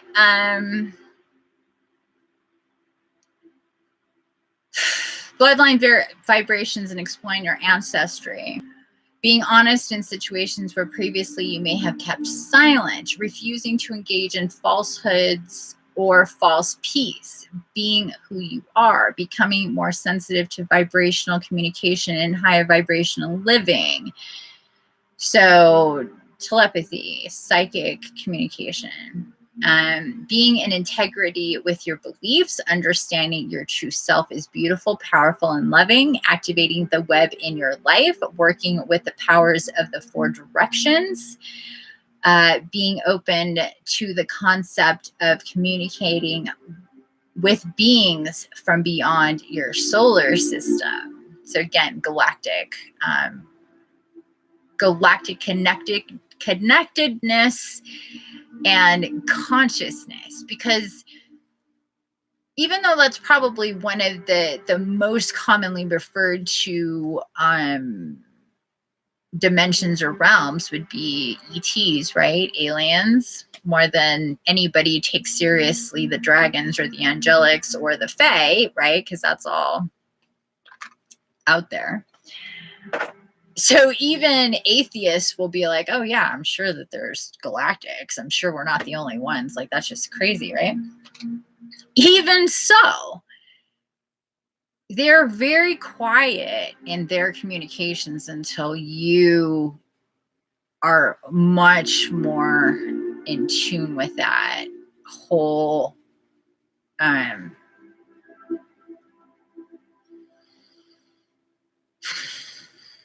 channel within your consciousness. So it can be very abstract and open in your mind, but not until you really kind of make decisions about connecting will you. So again, the trick, show me. You say show me, you ask to be shown, you want to hear, you want to know, and prove it by living in that way and not shying away from the truth, especially within yourself. As you can see, what I just got done reading was very internal and very external. Very believe in yourself and your power. Be open about who you are. Be open about your truth and seeking to know yourself. Be open about galactic communication. So it's very in and outward. Super connected there, because you're not going to be able to understand and communicate and get on that level on a galactic way until you're like connected and here in that way. So hopefully that makes sense for those of you that are really feel strong pulls galactically, whether it's Palladian or Arcturian or Lumerian or Lyrian or whatever. There's so many. But those are usually like the big ones that are people really identifying with, but still they don't even know what the hell that means. They're like, oh, they hear a phrase, they hear a word, they understand the star system, they're pulled in that direction, and kind of ends there because they really don't know what that means. They seek out Akashic record type stuff and past life things, but what they really need to be doing is getting more into just connecting on a frequency level and opening up the channel in a really intentional way, understanding that they are already there, just kind of waiting to hear you. It's like we as humans are like, when are they going to communicate? Well, when are we? There's the question. There's your answer. I'd like to learn more about my galactic origin, but I have a bit of programming to work through about ETs that simultaneously excites and scares me. Yeah, well, you know, that's honest. That's fair. Just try to lean into the stuff that excites you, let go of the stuff that scares you, and step through the fog, because I guarantee you it's a lot less scary than your imagination has set up for you. Okay.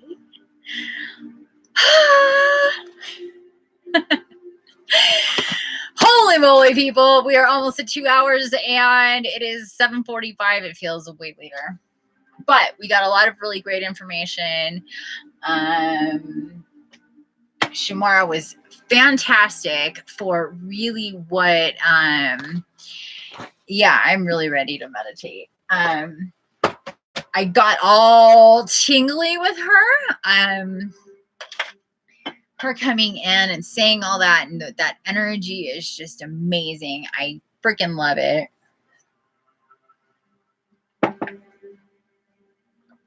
All of those, Morgan, with the healing. So really,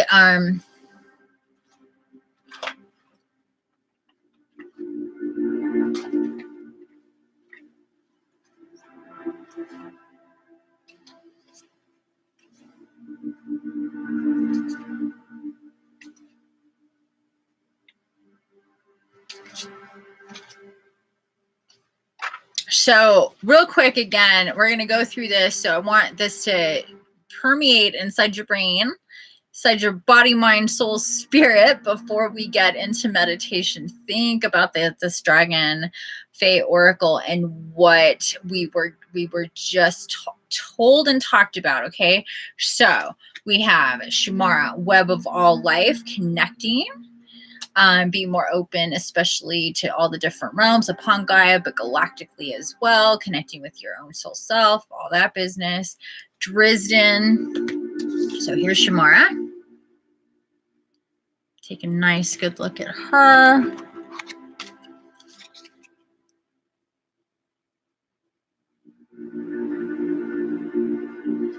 Then we have Drizden. Look beneath the surface. Again, this is talking about the shadow people, the shadow situations in your life, getting past that.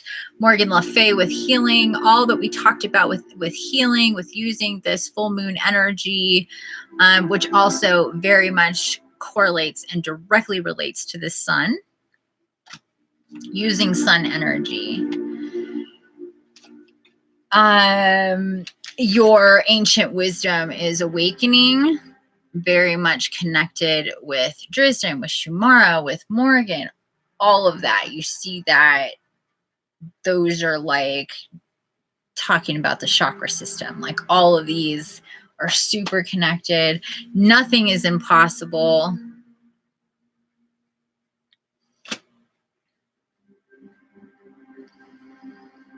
So with nothing is impossible, just think of breaking down barriers within your own mind, limiting beliefs and thoughts and patterns, that sort of stuff. What is real? What isn't real? What is possible? What is impossible in yourself, outside of yourself? And then the Dragon Fae Goddess Tiamat, you are stronger than you think.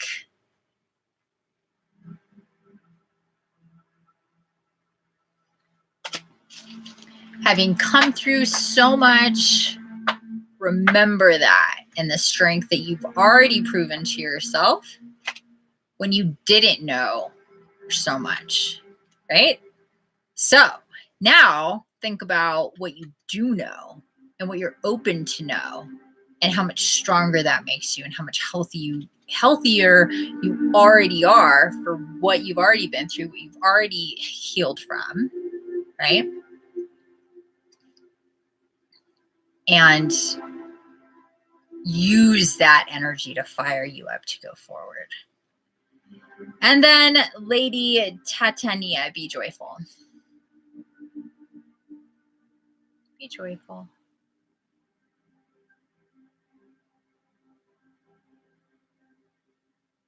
If you're in moments of joy and love and bliss, feed more energy of that into those moments and radiate it out and accept to receive it back again.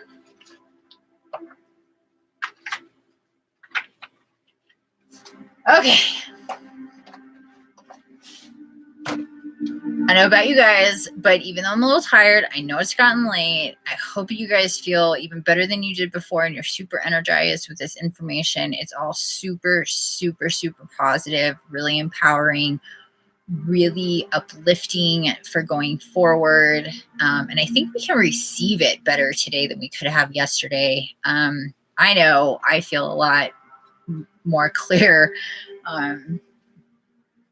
than I could have yesterday. So with that said,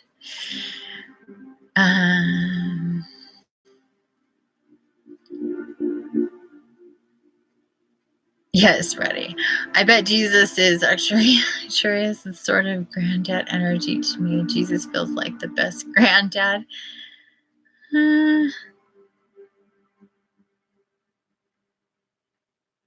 Get that hair down. Yeah, my hair will go down. Blessings of bliss to all beings. Yes, yes, yes. All right, guys. So let's take a moment to turn our spaces down with light. Go potty if you need to. I'm going to grab something to drink. I'm going to go potty. I'm going to turn down my lights. Get comfy. If you're already in that space, just start taking some deep breaths. We're going to get into astral here within the next 5 minutes. Please check in with me. Let me know who is going into astral, who's still alive and who's still conscious, who's still awake, who's still with me. I see 5 people in the house at 2:02:30, 6 people in the house. So please check in if you're going to be doing the astral. Turn down your lights, get comfy, do your thing that you need to do before we go into astral. Yay!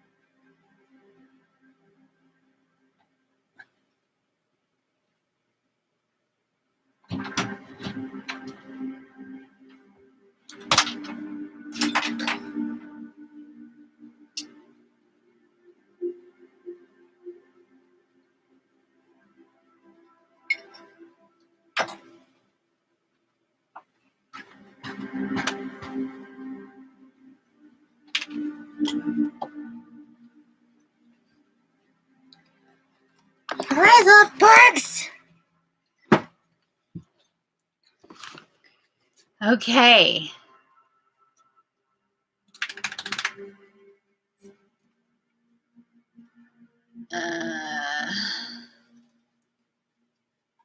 Yes, thank you. Smoke some weed. I just did. Thank you, thank you. I would if I could. Oh, yeah.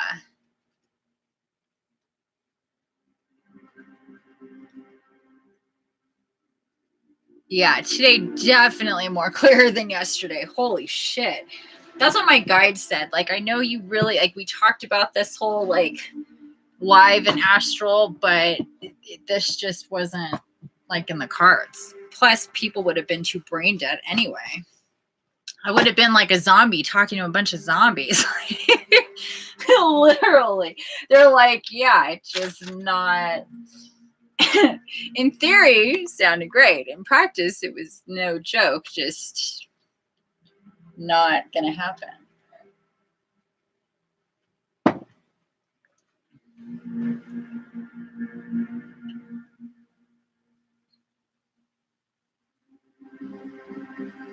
All right. Oh, it got warm in here. I swear when we start getting our dragon level, it gets so warm in here. Wonder if you guys feel that as much as I do.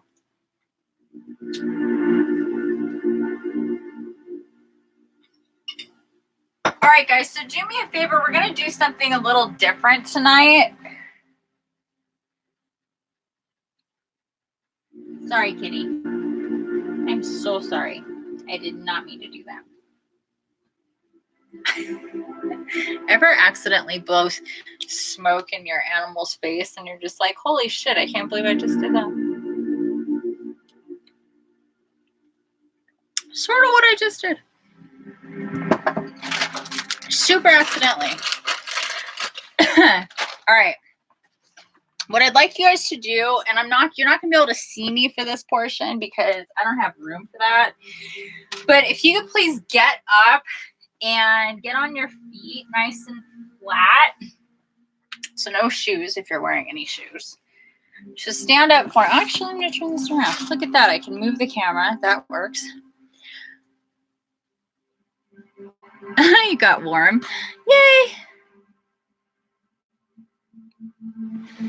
Okay, guys. So stand up for me. I want you to do a nice stretch and arms up and just really stretch it out. In my trailer, I have to have my palms flat. Look at this.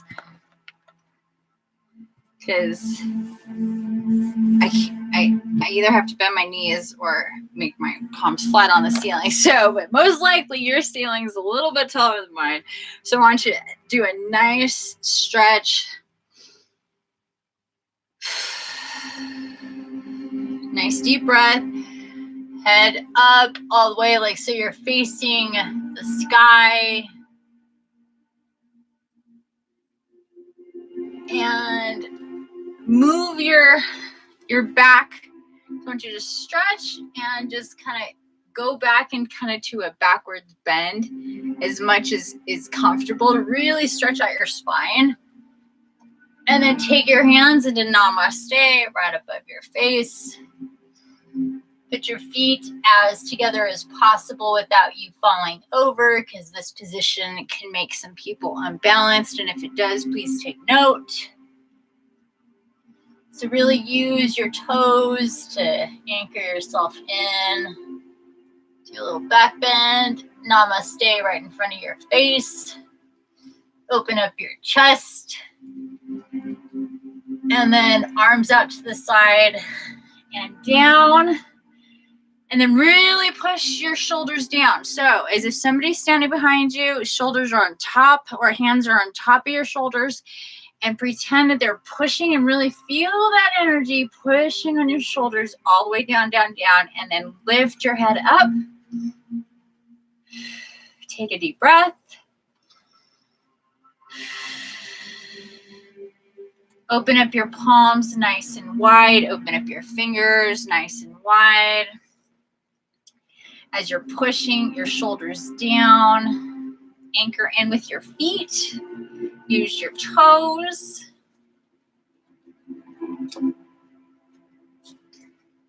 Open up your legs or your hips. Put your feet as far apart as they need to be so you can get nice and balanced and anchored on your floor. Take a nice deep breath again. And feel with your palms open. And open up the channel of energy directly from your hand chakras, and just feel your energy. So what I want you to do is visualize with your eyes closed right now, with your feet firm and planted on the ground, nice and firm, using your toes to keep you from tipping over. So just anchor in with Gaia. It doesn't matter how high up you are in your home or your building. Use your palms as your eyes are closed. Your palms are facing the floor. So palms open and facing the floor, hands and fingers open and spread open. Take a deep breath. And imagine your energy coming up through your feet, energy channeling from Gaia. Just imagine you are on her ground. Some grass would be great, nice and warm.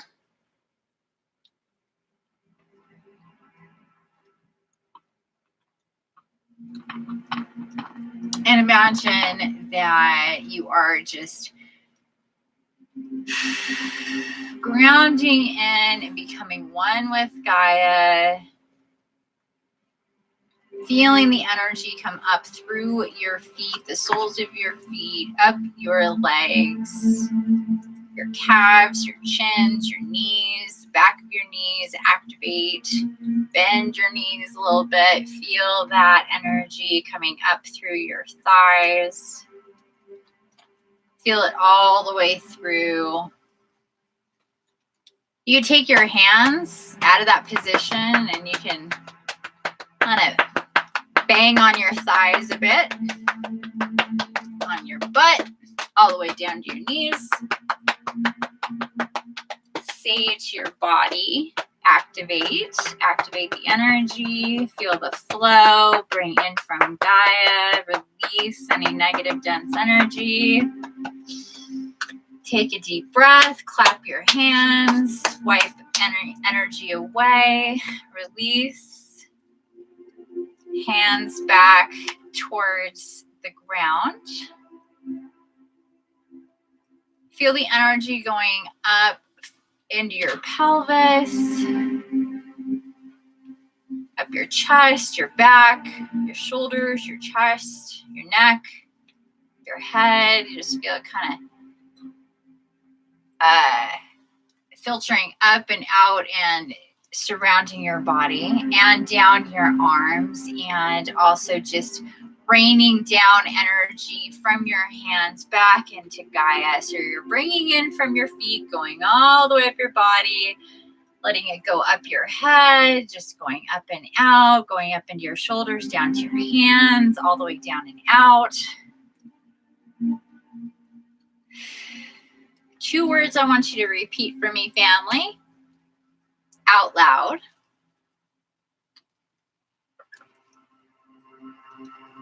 Release and receive. Release and receive. If it feels good to sway back and forth, if it is uncomfortable to stand in that straight position, feel free to move. Just say to yourself, release and receive. And really think about what that means. You may start to feel really tingly, or have been at this point feeling tingly. You start feeling your third eye activate. So you might feel a little twitch or a pinch or a ache in the center of your forehead, deep inside your skull. Just breathe into it. Is your third eye activating? You might get drippy in the sinuses or feel that postnasal drip. That's also your third eye.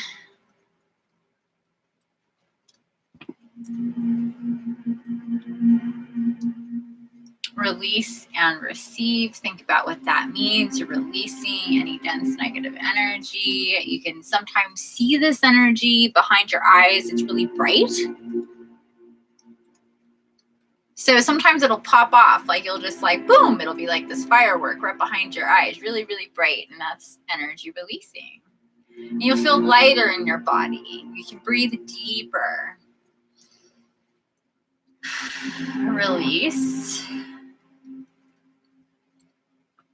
I release any dense negative energy in and around my body at this time.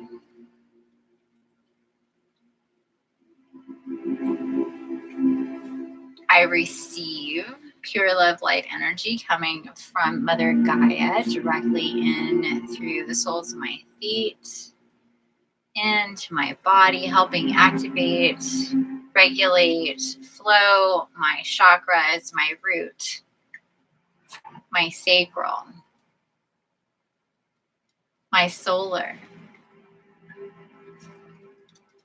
my heart, my throat, my third eye, my crown, and all of the chakras within my body, including my feet and my hands. Release and receive. Feel your heart chakras now starting to open up and get nice and warm. Breathe into that as you are receiving. More light in front of your eyes as you are releasing. I release, I receive.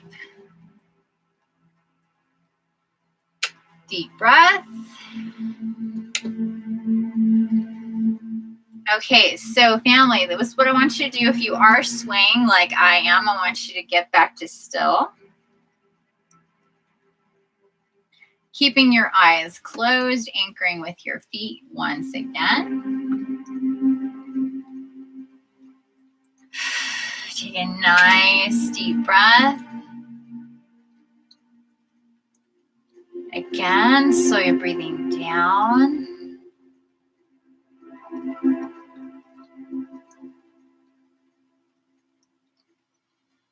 Again, a nice deep breath, so you're breathing down.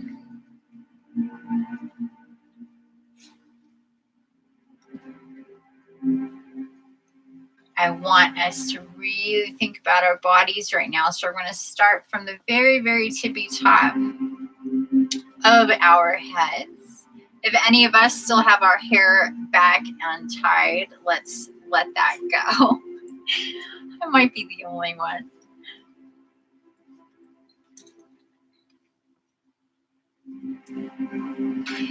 So focus in on your scalp.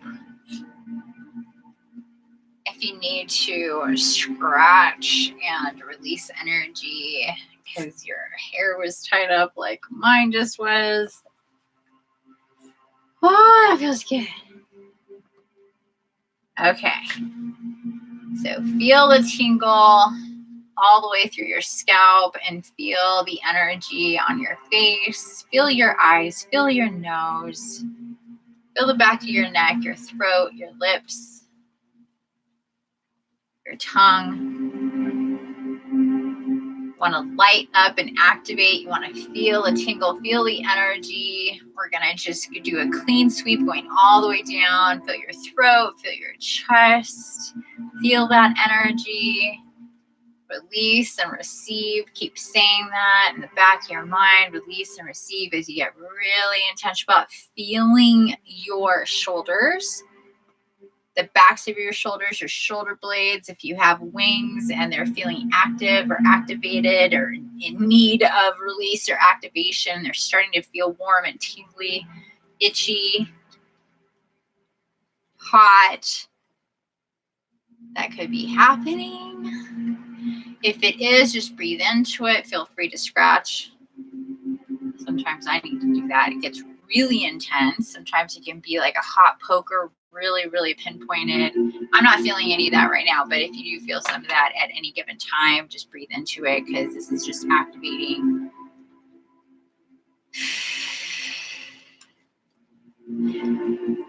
All the way down your abdomen, your feel into your rib cage, your lungs, feel into your whole internal body, your organs, your hips, your pelvis. Feel into the bone structure, the joints. Going all the way down into your thighs. Feel into those big hip joints, into your knee joints. Going down all the way to your feet, your ankles. Feel into your toes. And all the way down. All right. Better, even. Much more even in our energy. Feel into that. You can get back into a sway if you like. Keep your eyes closed. Keep your palms facing the floor. Again, you want to say release and receive. Release and receive. I want you to start thinking about different places on Gaia that are of water. The oceans, the deep blues.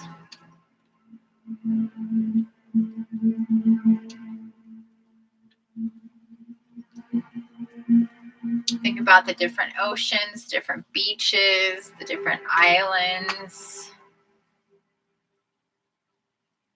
Think about the sea life, the animal kingdom, and the oceans. And think about all that we do not know about. What has been out of reach.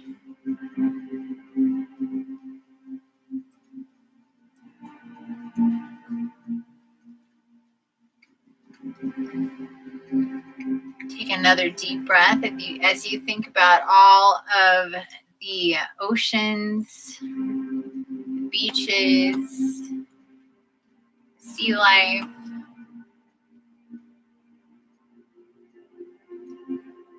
The larger bodies of water. And then take it inland to creeks and rivers and lakes, waterfalls, mountains, the streams, the ice, the snow, all the way from the rain, everything that leads into the oceans as well as comes from and stays in the oceans and cycles back and through. How that is all connected.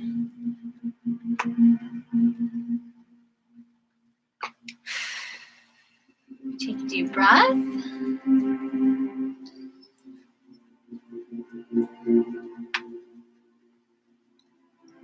So we may start feeling some pressure in our pelvis and our hips. That's directly related to the root and the sacral chakras. So breathe into those areas. Just take your focus right into your root chakra and your sacral chakra as you're standing. Feet nice and planted, toes activated. Use your hands,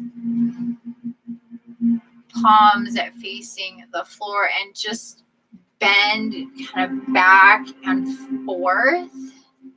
Again, a little bit of a back bend as much as you can, as much as is comfortable, to just squeeze squeeze, and then I want you to twist at the waist,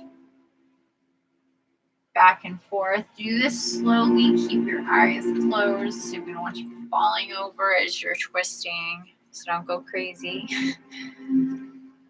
Nice and slow. If you're feeling this, if that feels good too to do, I just started feeling a lot of that energy tightening up there, which totally makes sense. It's the beginning of our chakras. We're letting go of a lot. And so what can tend to happen is a lockdown. Breathe into that. And again, release. I release any energies that are in and within my body vehicle, and I'm activating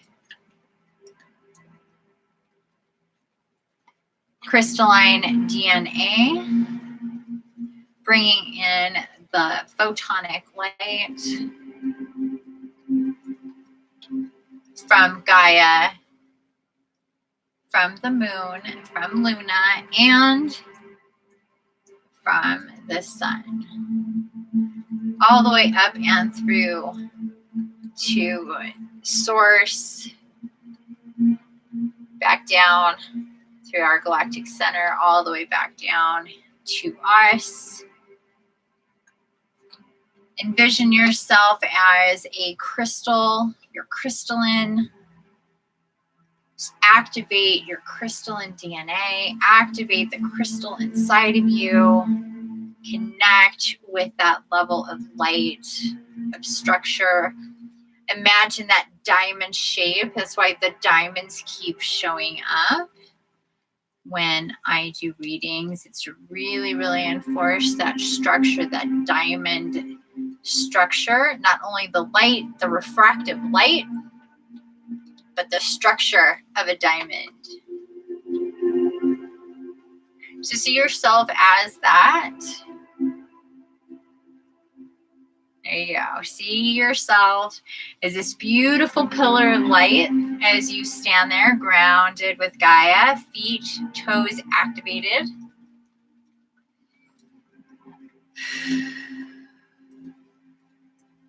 Hips nice and straight. Activate your core. Channel your energy going up and down. Think about the energy blossoming out of the top of your head, your crown chakra. Just feel it kind of effervescently going up and around, all the way back down, falling down onto Gaia, and just kind of staying within your field all the way around you.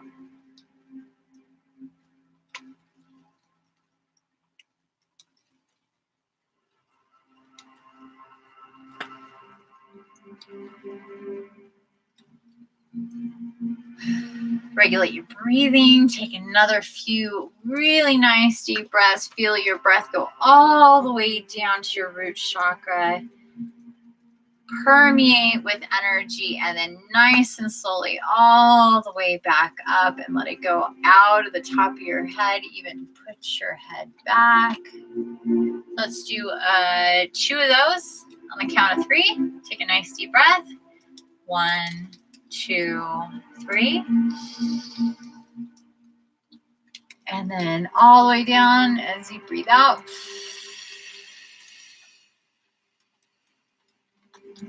And then breathe in, take it all the way back up.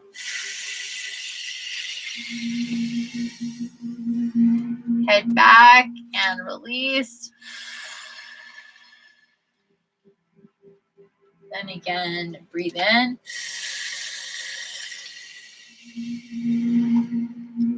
Breathe out and send all that air and energy all the way down to your root chakra.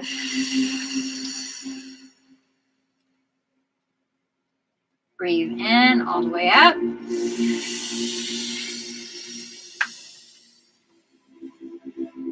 Head back and release, let go, breathe out.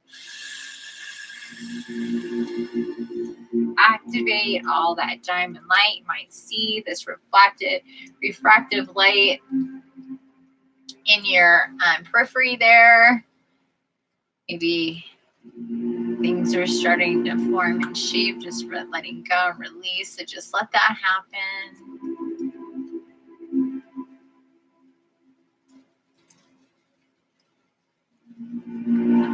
You may be feeling a little bit of pressure around your head as we're activating our third eye. Maybe even feeling stuffy suddenly or congested, or just kind of like your nose just plugged up a little bit. So just breathe into that, in that area.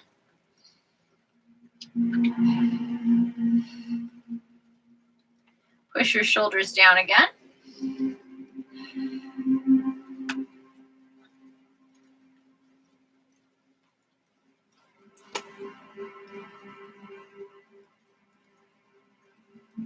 Okay, guys, so what I want us to do now is really easily either just go down onto the floor in the seated position, or make your way onto your bed or wherever that you sit to be in the seated position for the rest of our meditation. If you need to open your eyes, do so. Just try to stay in a nice, calm state. Don't do anything else except for find your seat, get in the seated position as best as you can. If you need a bolster, sit on a bolster.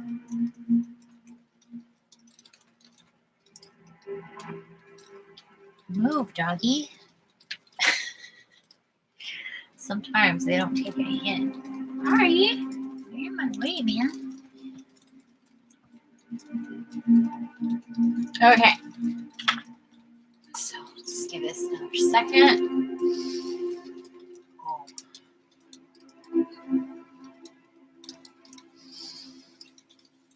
Okay.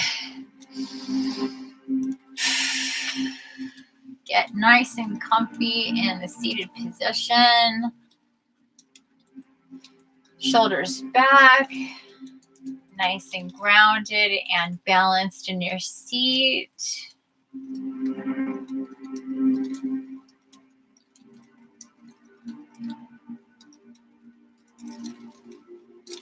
Regulate your breathing.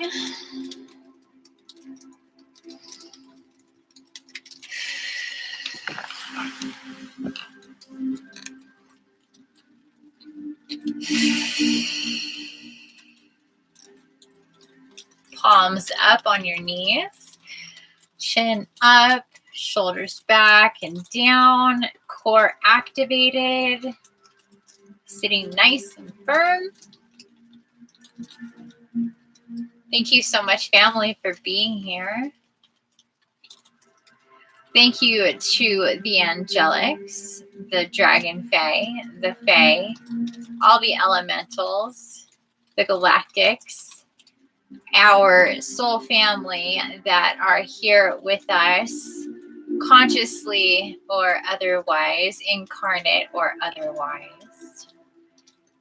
I thank you all for being here and assisting us at this time.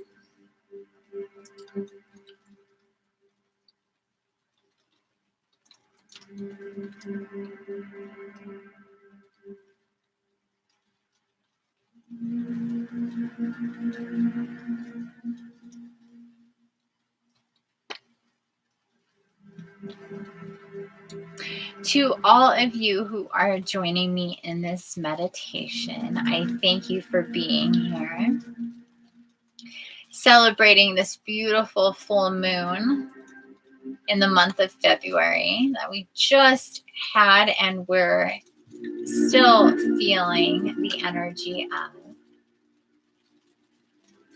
So please think about this beautiful full moon, this beautiful energy, what it represents, what it's connected to, what we've discussed, and whatever may come to you going forward in regards to this.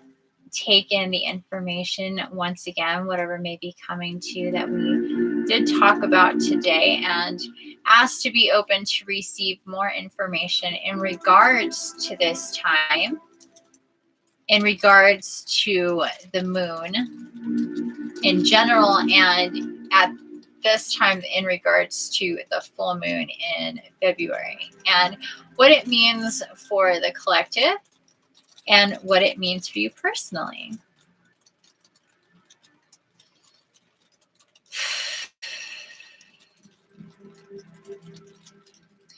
I now ask at this time for all of the spirit tribe individual families to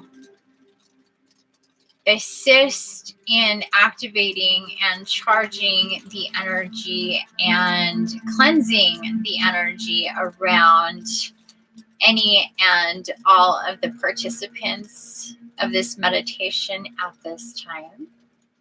Please, everybody, welcome in your spirit tribes.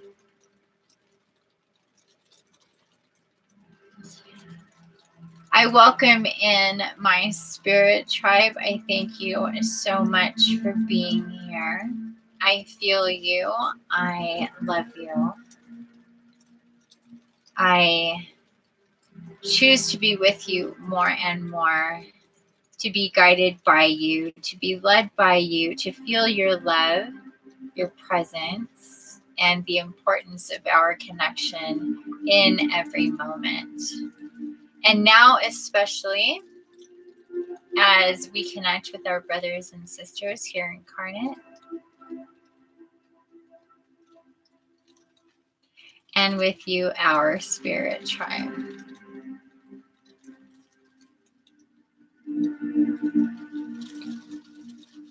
Again, we welcome in our highest and higher and highest and higher selves, our I am presence, our super consciousness, our connection to source, the beautiful balance of divine feminine and masculine, the recognition, the understanding of our missions,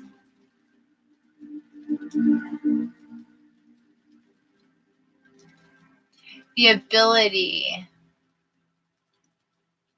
and the understanding to recognize each other's vibrations and frequencies, to connect, to communicate, to unite, to assist each other in our missions,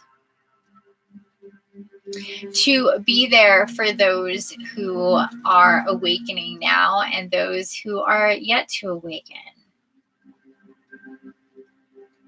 to commit ourselves to constantly evolving, to constantly moving through space and time in a higher and higher vibrational trajectory,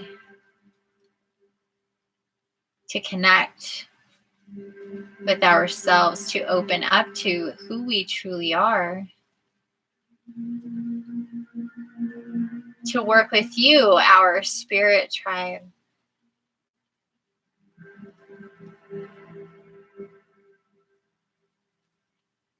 to see and feel and recognize and pursue the messages that are given to us, the universal codes and the personal codes.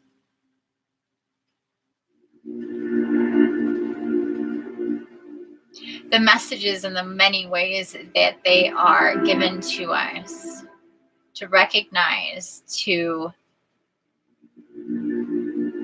utilize, and to associate, to connect what we are given as we are ready to receive, to give us the strength to open up more and more to our divine soul selves, to our counterparts, incarnate and otherwise, within the different dimensions and realms.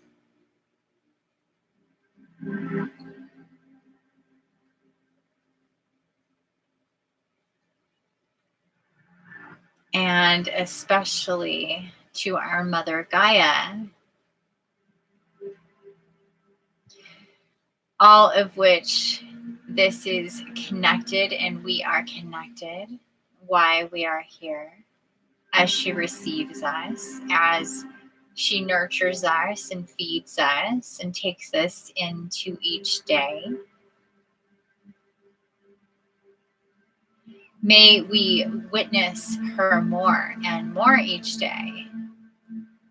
May we feel and see the truth in our lives and the abundance of life we are to be more connected to and grateful for.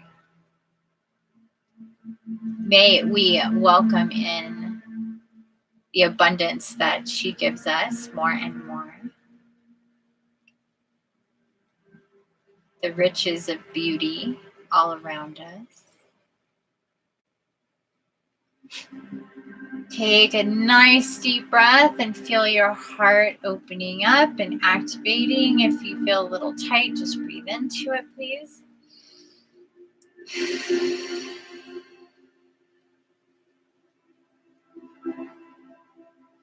If you feel emotional, like crying, please do so. Ask for your ancestors, your angelics, your spirit tribe, whoever you may feel close to at this time, whether it's angelic or otherwise, to help you release, transmute,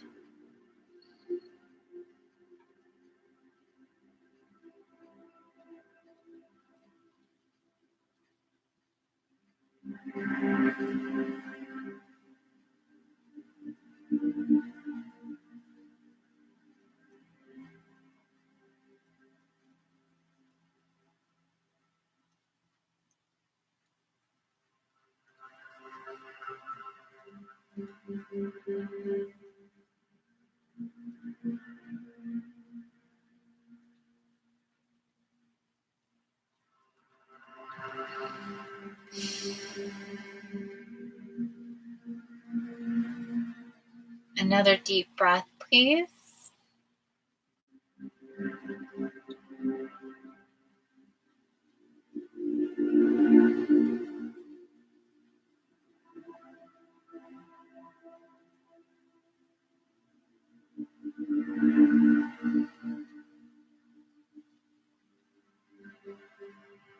So whatever visions are coming to you, whatever places and spaces that you know or that you've seen images of that you feel connected to or guided to, whatever is coming to you now,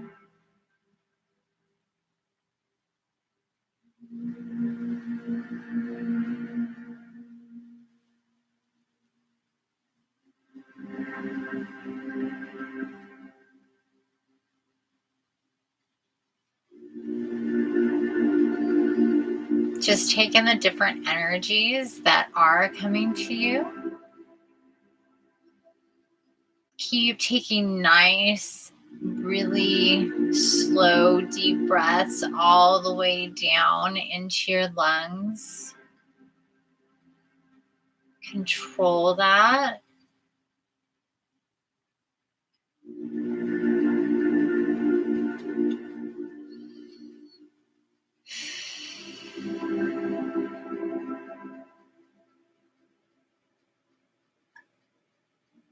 Think about where you want to connect more to Gaia, where that might be, or where you're being shown to connect more. It could be a different dimension of Gaia that you're seeing, a different realm. Maybe you're even seeing a different time upon Gaia, as though you're getting a feeling of a past life.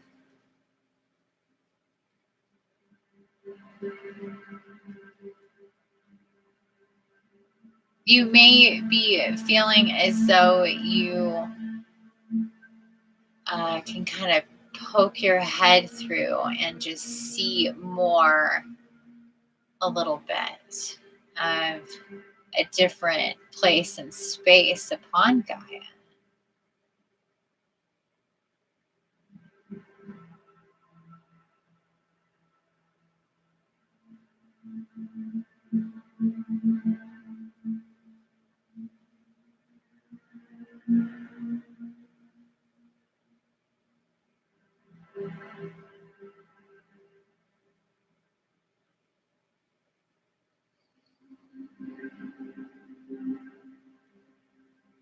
As you still please connect to that pillar of light, that crystalline body, that activated light source within yourself and your body.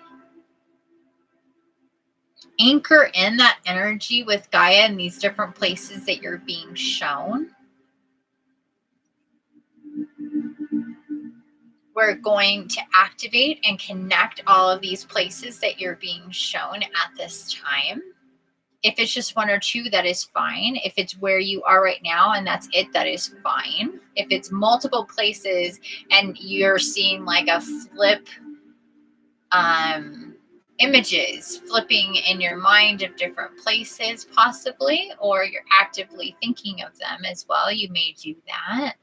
I want you to anchor in that diamond light crystalline energy. So you are crystal and you're just putting in your energy directly into the places and spaces that you're being shown. If it's bodies of water or waterfalls or lakes or the ocean, just imagine yourself dropping into that water. Sorry guys, I think it's okay. It's okay. So drop yourself into these different places upon Gaia or in the bodies of water of Gaia. Just feel that.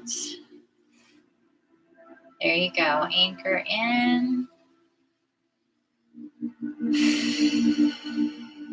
You can do this in different places.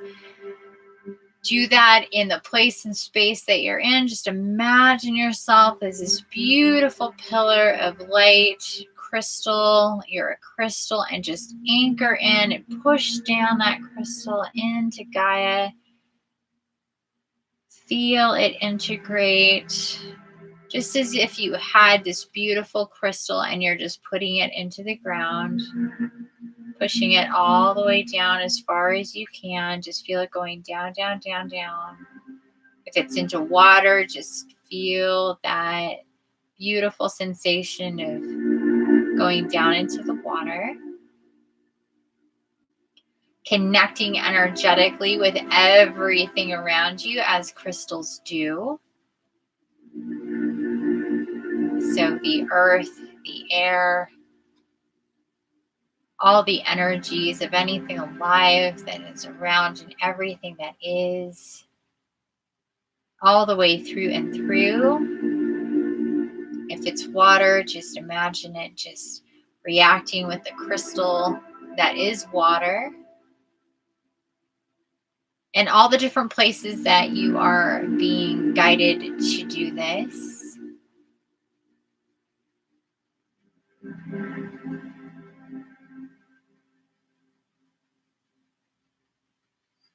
Take a nice deep breath and just picture for me a beautiful diamond shape, just like the diamond on the cards. Very simple diamond shape, and light up that diamond shape and imagine that multiplying within and inside of your own body vehicle, your own body structure, activating that diamond refractive shape. Also imagine that within your crystal that you just put in and within Gaia. And now pull in the energies and the light of the full moon, the super full moon. Light it up with that energy.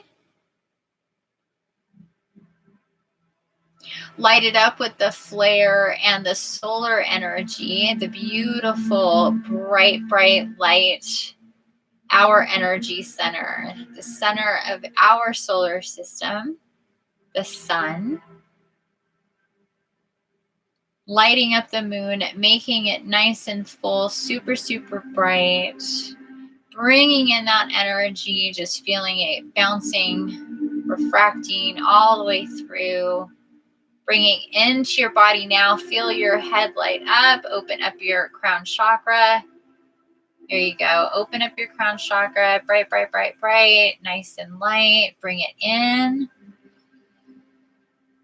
All the way down. Feel it into your head. Feel it between your eyes. Feel it in your third eye, your pineal gland.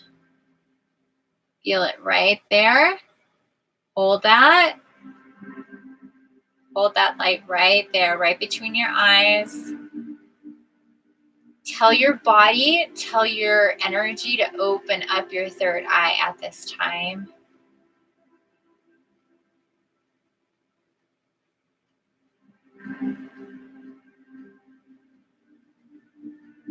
Open, open, open. Take a deep breath.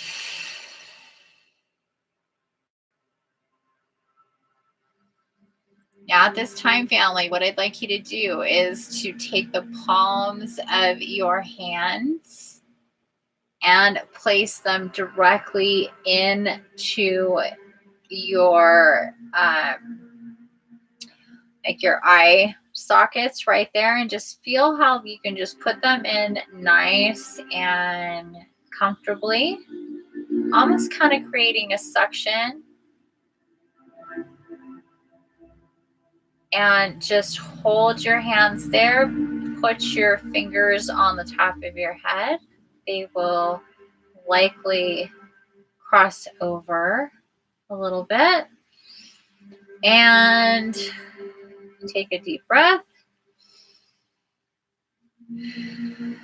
Now, what I want you to do is tell your energy, tell your body, tell your third eye to open and activate. Now, what I want you to do is start to push in. Now, this might feel really weird at first. Be open to what comes and what you see as you push in your eyes with the palms of your hands. Nice and gentle. It'll feel really strange.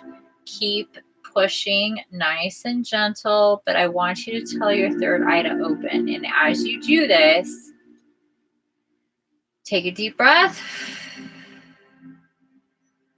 You will start to see things. You will start to see patterns. You will start to see light. Push in. Keep that steady. You can also bend your head down and kind of push your head down into the palms of your hands if that's more comfortable. The idea is to keep the flow of energy going as you do this. Keep breathing.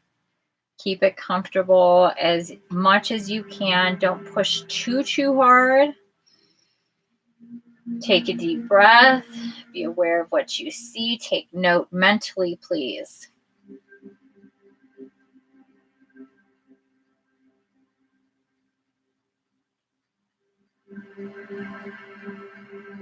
Nice, easy breaths. Pretend you have a mask on, one of those 3D masks, whatever those things are called, and just see beyond the darkness. See the light, see the patterns, see the shapes that come to you. Push in, activate your third eye. When you push in your eyeballs like this, nice and gentle, you'll feel a little bit of pressure. You're activating your third eye.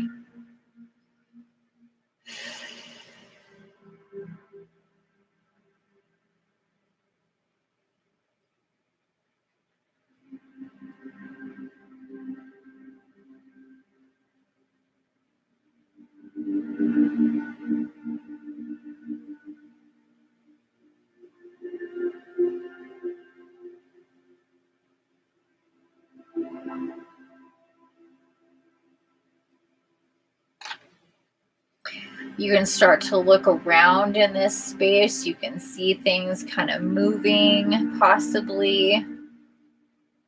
It could just be light kind of flashing here and there as you get used to this, because it is a very different view. This is similar to what DMT would do to you. You're just doing it naturally. Pushing in on your third eye, activating your third eye. Go through the wormhole if you see it. See the light coming at you. See it electric. See what comes at you. Don't be afraid of anything. Nothing here is going to hurt you in any way. Any kind of visions or movement that you see, just go with it.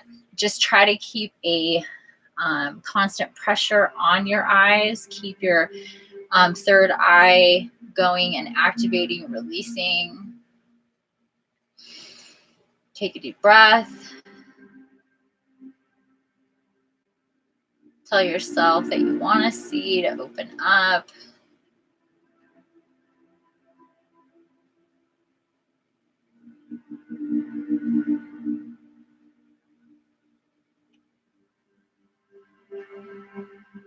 Hear, see, know. There you go.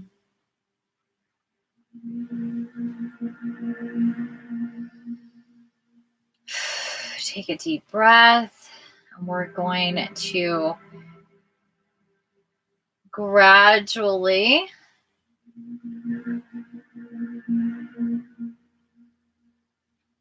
just let go, release a little bit of that pressure. Keep your palms on your eyes. Keep your fingers on the top of your head. Just release just a little bit.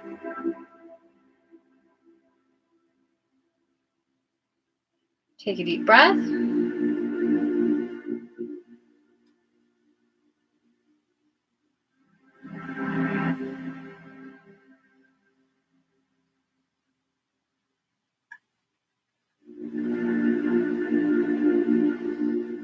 And let go a little bit more. Take note of what it feels like, the sensations, what you might see. Take a deep breath.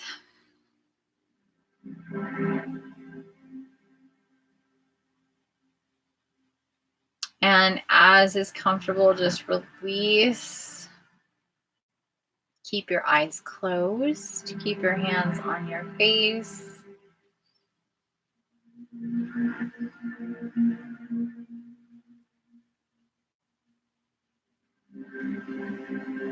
And then when it's comfortable for you to do so, just put your hands back down, palms up on your knees. Let's just sit for a couple of minutes and just take that in. Feel the sensations in your head. Most likely it's going to be pressure, and just feel that and push that all the way down. Start feeling the flow. Feel it going up and around your body. Release through your third eye and up through your crown, and just take in what comes.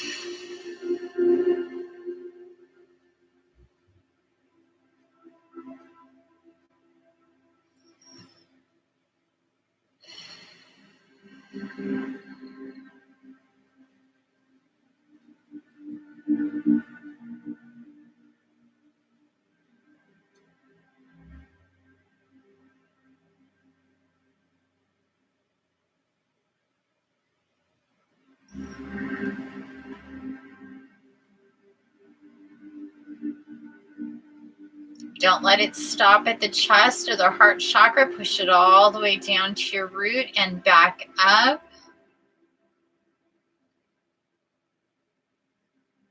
Down, down, down, down. Feeling energized, feeling really good. Activating that third eye. Push it down.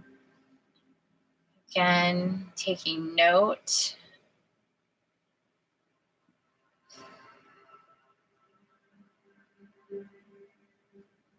Opening up your chakras, activating them, opening them up as you go back up with your energy. Throat chakra, open up, breathe into it, up into your face, your head, your third eye.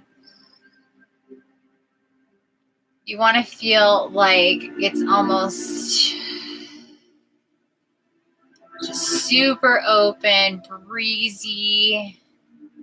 Like there's this flow of air just going all the way through your head, like literally through one ear, out the other ear, through your eyes, as though the back of your head had an eye as well. And you just want to feel this openness all around the center of your head, going out, projecting out, and then going up. And up, up, up, up, and then out. Letting go of any control. Once it releases out the top of your head, just let it go. Let it go, let it go, let it go. Nice deep breath. Feel really floaty and light and bright. But at the same time, much more grounded. Again, remember the crystals that you put in and within and around Gaia in your space that you are in now. Bring yourself back into body. Be more grounded. Remember, you are surrounded by your spirit tribe, your guardian angels, angels, archangels, dragon fae. Connect with the elements and all that the elements are connected to. Connect with Gaia through and up. Connected through your crystals, up through the ethers, the air, the moisture, the water, the space, all the way up, all the way around and outwards from Gaia. Project your energy out through space and time, the different dimensions and realms. Project yourself through all of the different systems of creation, all the way out through to infinity. All the way out, all the way out, all the way out. Just keep projecting yourself. Just keep projecting yourself out, out, out. That diamond light going out, out, out. Breathe as you see yourself as this plane of diamond light just going out, out, out, out, out, all the way out.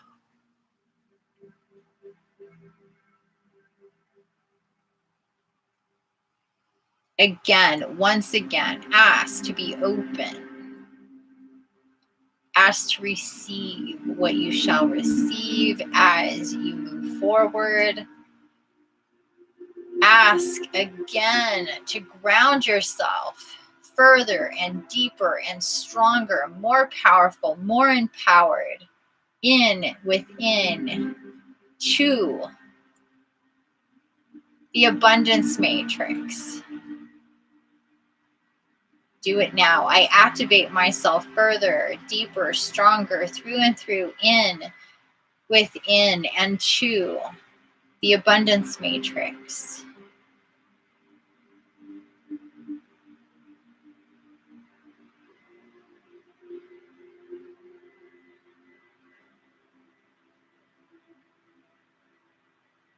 The energies of this year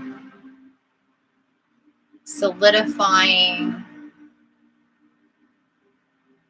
becoming more and more powerful as time goes on, as we shift into higher and higher planes of consciousness, as our bodies acclimate through tiredness, through astral, through dream state, through connections, through solitude, through meditation, through healing, through clearing, through becoming more and more centered and grounded within yourself. Be conscious, be intentional, moving forward with this energy. Again, breathe in to your third eye. Remember what you saw here. Activating further. If you are here and you did this practice, you are ready for it.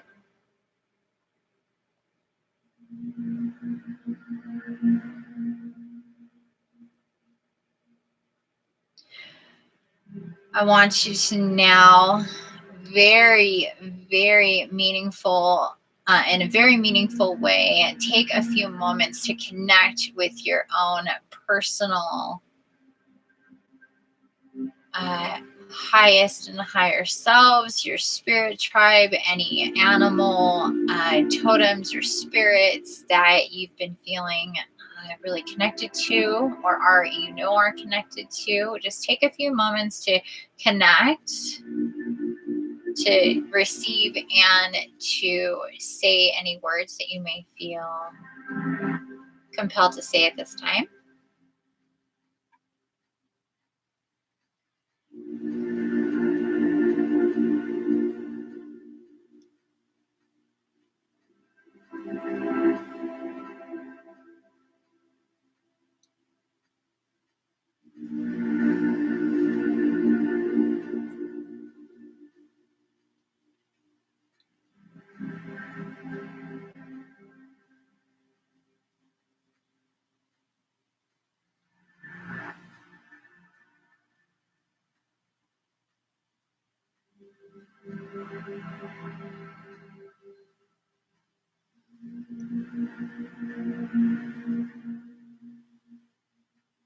And I want you to wrap your thoughts up and here at the end, say to yourself, say over and over, say to your tribe, say to your angels, say to God, say to Source, say to Gaia, say to Mother, Father, say to yourself, say to your soul, I will be guided. I will allow love in. I will feel the magic.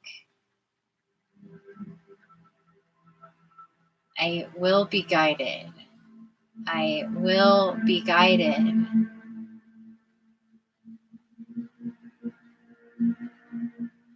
And I thank you so much, all of you, for being here, for being a part of this beautiful space, for being guided to be here, all of you.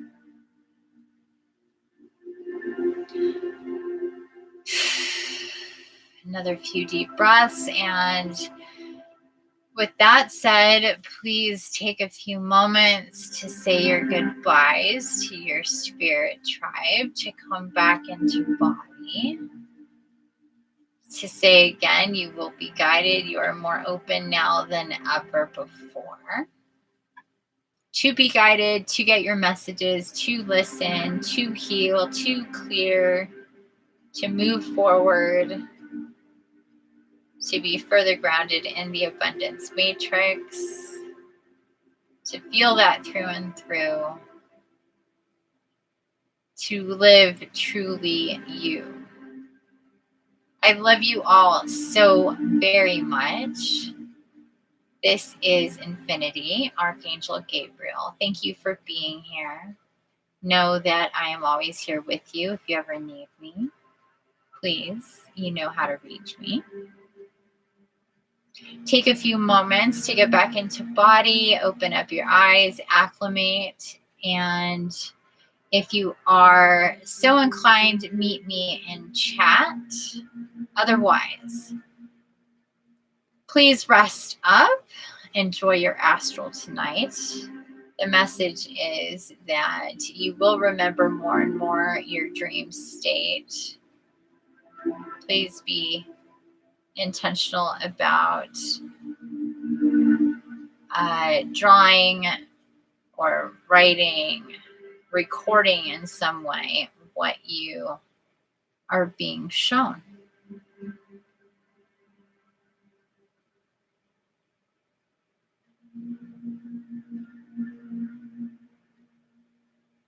Again, thank you, and I love you so very much.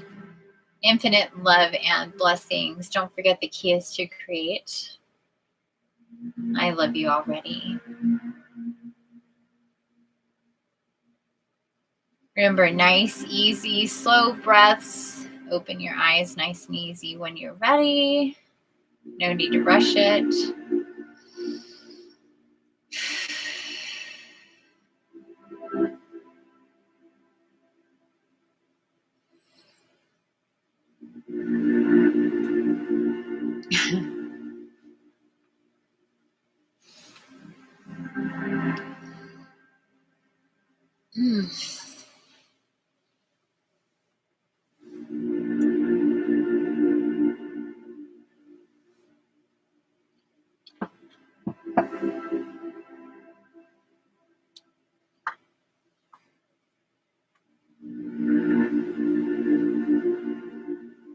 Is it really 9 o'clock on the dot? So that means it's exactly midnight. 3 hours and 11 minutes in is when I took a look-see there. See where we're at.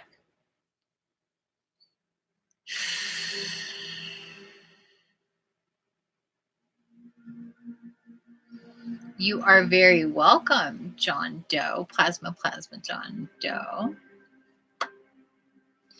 Thank you for joining.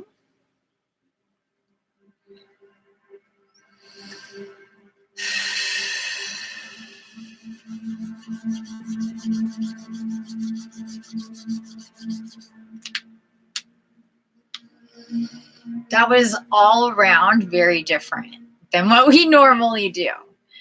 I will just say that right now. I wasn't sure exactly what we were going to do. I really never am. Although the palm thing in the eyes is something that I did know about for a while, and that we were going to do that in this meditation.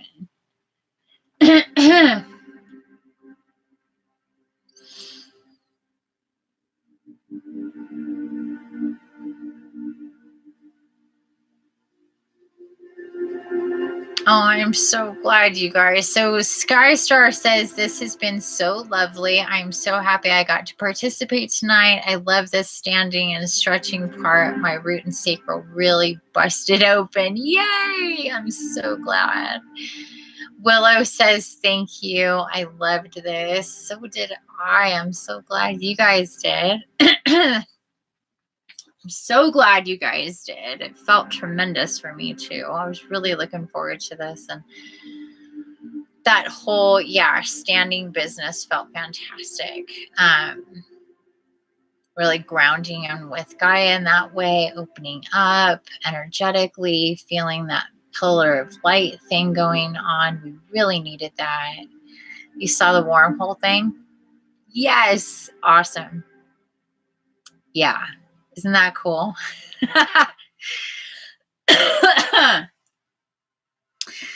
So you start seeing very much pixelated. You'll see pixelated. You'll see the wormhole thing. You'll see faces start to appear. You'll see all sorts of stuff when you do that.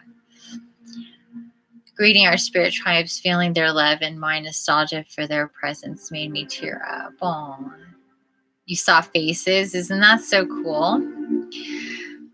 What kind of faces did you see? Because I'll see all sorts of faces. I'll see galactic faces, animal faces. I'll see energy faces, people faces. I'll see all sorts of stuff. Looked like your own face in front of me. Awesome. That's very cool. Yeah, I've experienced that. You'll see like stuff super close up. You'll see stuff really far away. It's really interesting what happens when you do that.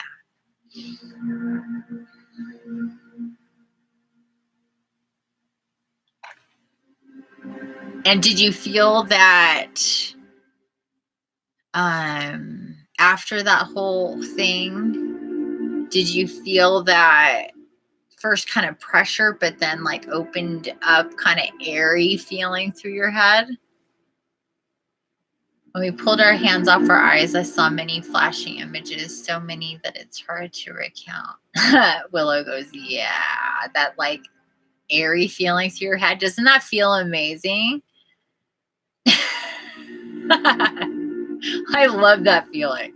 That like, oh, because normally we have this like really like pressure. We have a pressure in our head. We don't have that openness feeling. When we activate our third eye like that and literally push, like it's like when we activate these eyeballs. I'm gonna turn on the light.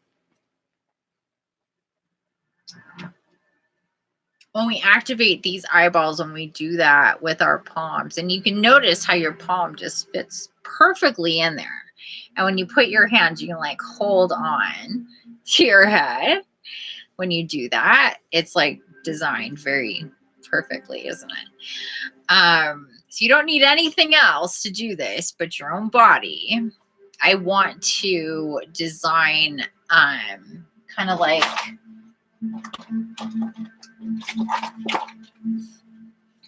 this sort of mask, but instead of that being hollow, it being having like the perfect shape of your eye, and then you can just like put that on and have that naturally like do that without having to use your hands, because that does get tiring after a while.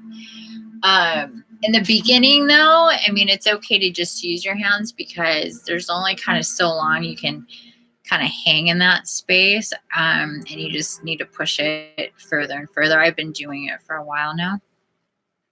But that whole open, airy feeling is because you're pushing on your eyeballs. It's in your eyeballs, in your eyes. These eyeballs are the same tissue and fibers and stuff, and made of the same organic material, and like the optical nerve and all that stuff is the exact same thing in your pineal gland, your third eye, literally your third eye. So activating it like that just sets off that whole thing. So you'll feel that airiness, you'll feel that floatiness, you'll feel that whole, like that when I said the DMT thing, it's like it's like really like releasing that naturally in your brain.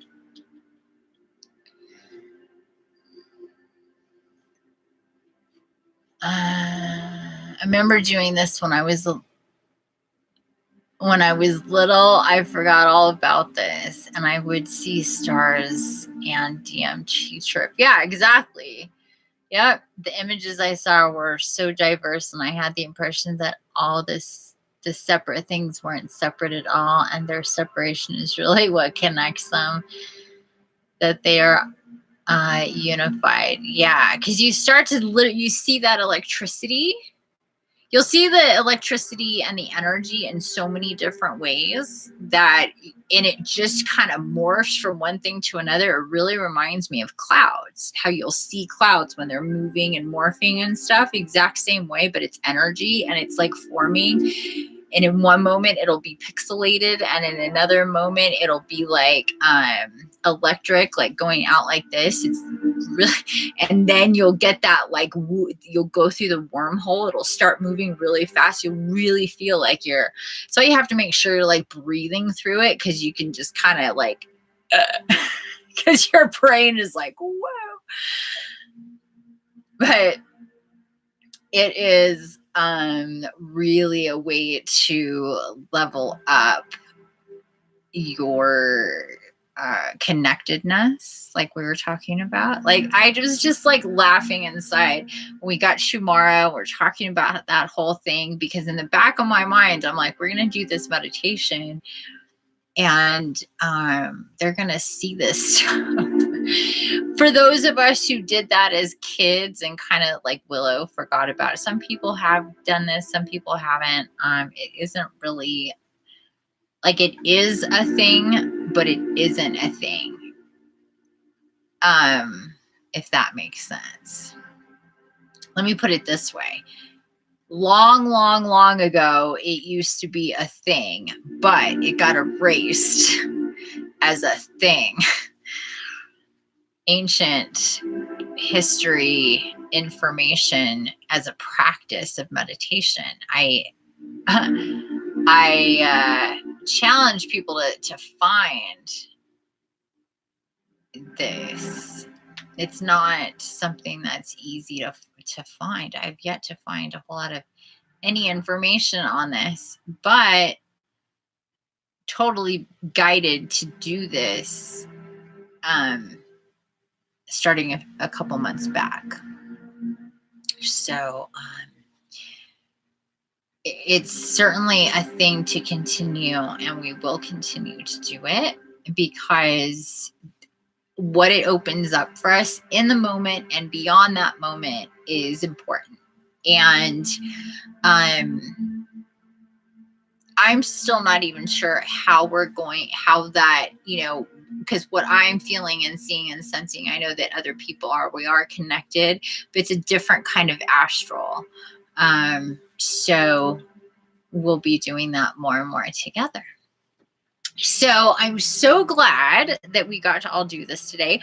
Please do me a favor and come back either tomorrow after your dream state and comment on your experience and also what your experience was after the astral, after a dream cycle. Do me a favor and share and so other people can see. Put this on your social media so people can start understanding this more and more. There wasn't a channeling in this meditation. I think this is a good meditation for us to kind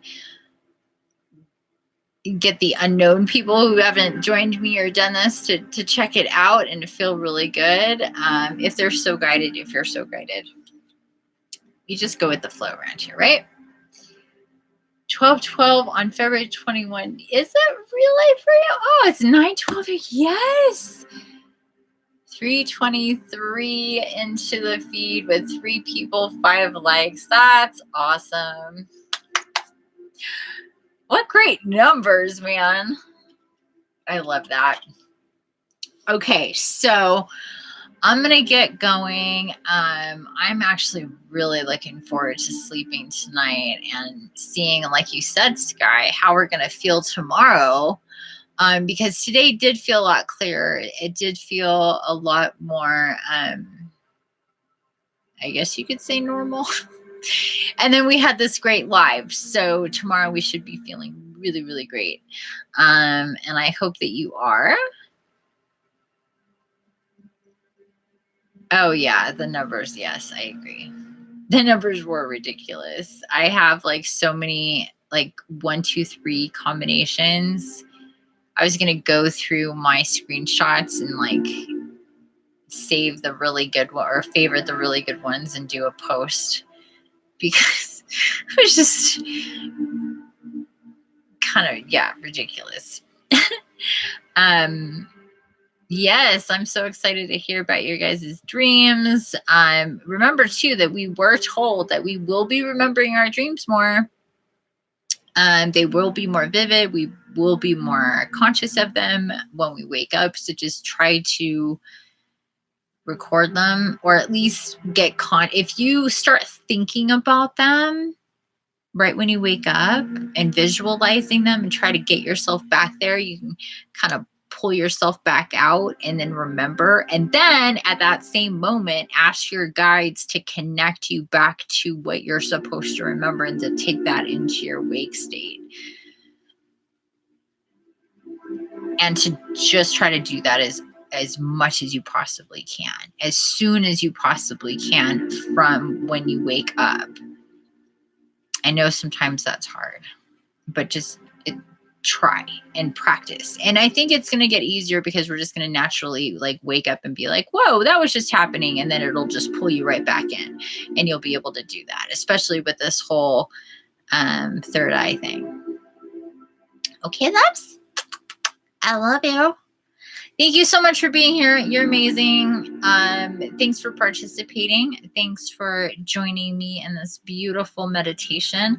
This will definitely be one to repeat.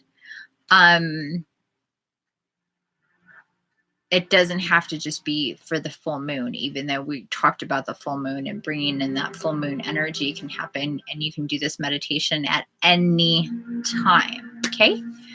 I love you. I love you. Have a wonderful, wonderful rest of your night, astral dream business. And I hope to see you all soon. You're welcome. Thank you. Love you so much. I hope you sleep well and that you remember the whole of your dreams. Yes, I do too. I hope you do too. Thank you so much for being here, you guys. You're amazing. Mwah. I love you. Have a wonderful rest of your evening. And I will see you on the flip side. Bye, guys. Don't forget the keys to create. Think about where you're going to create. Create something. Draw, paint, right? Color, crayon, whatever.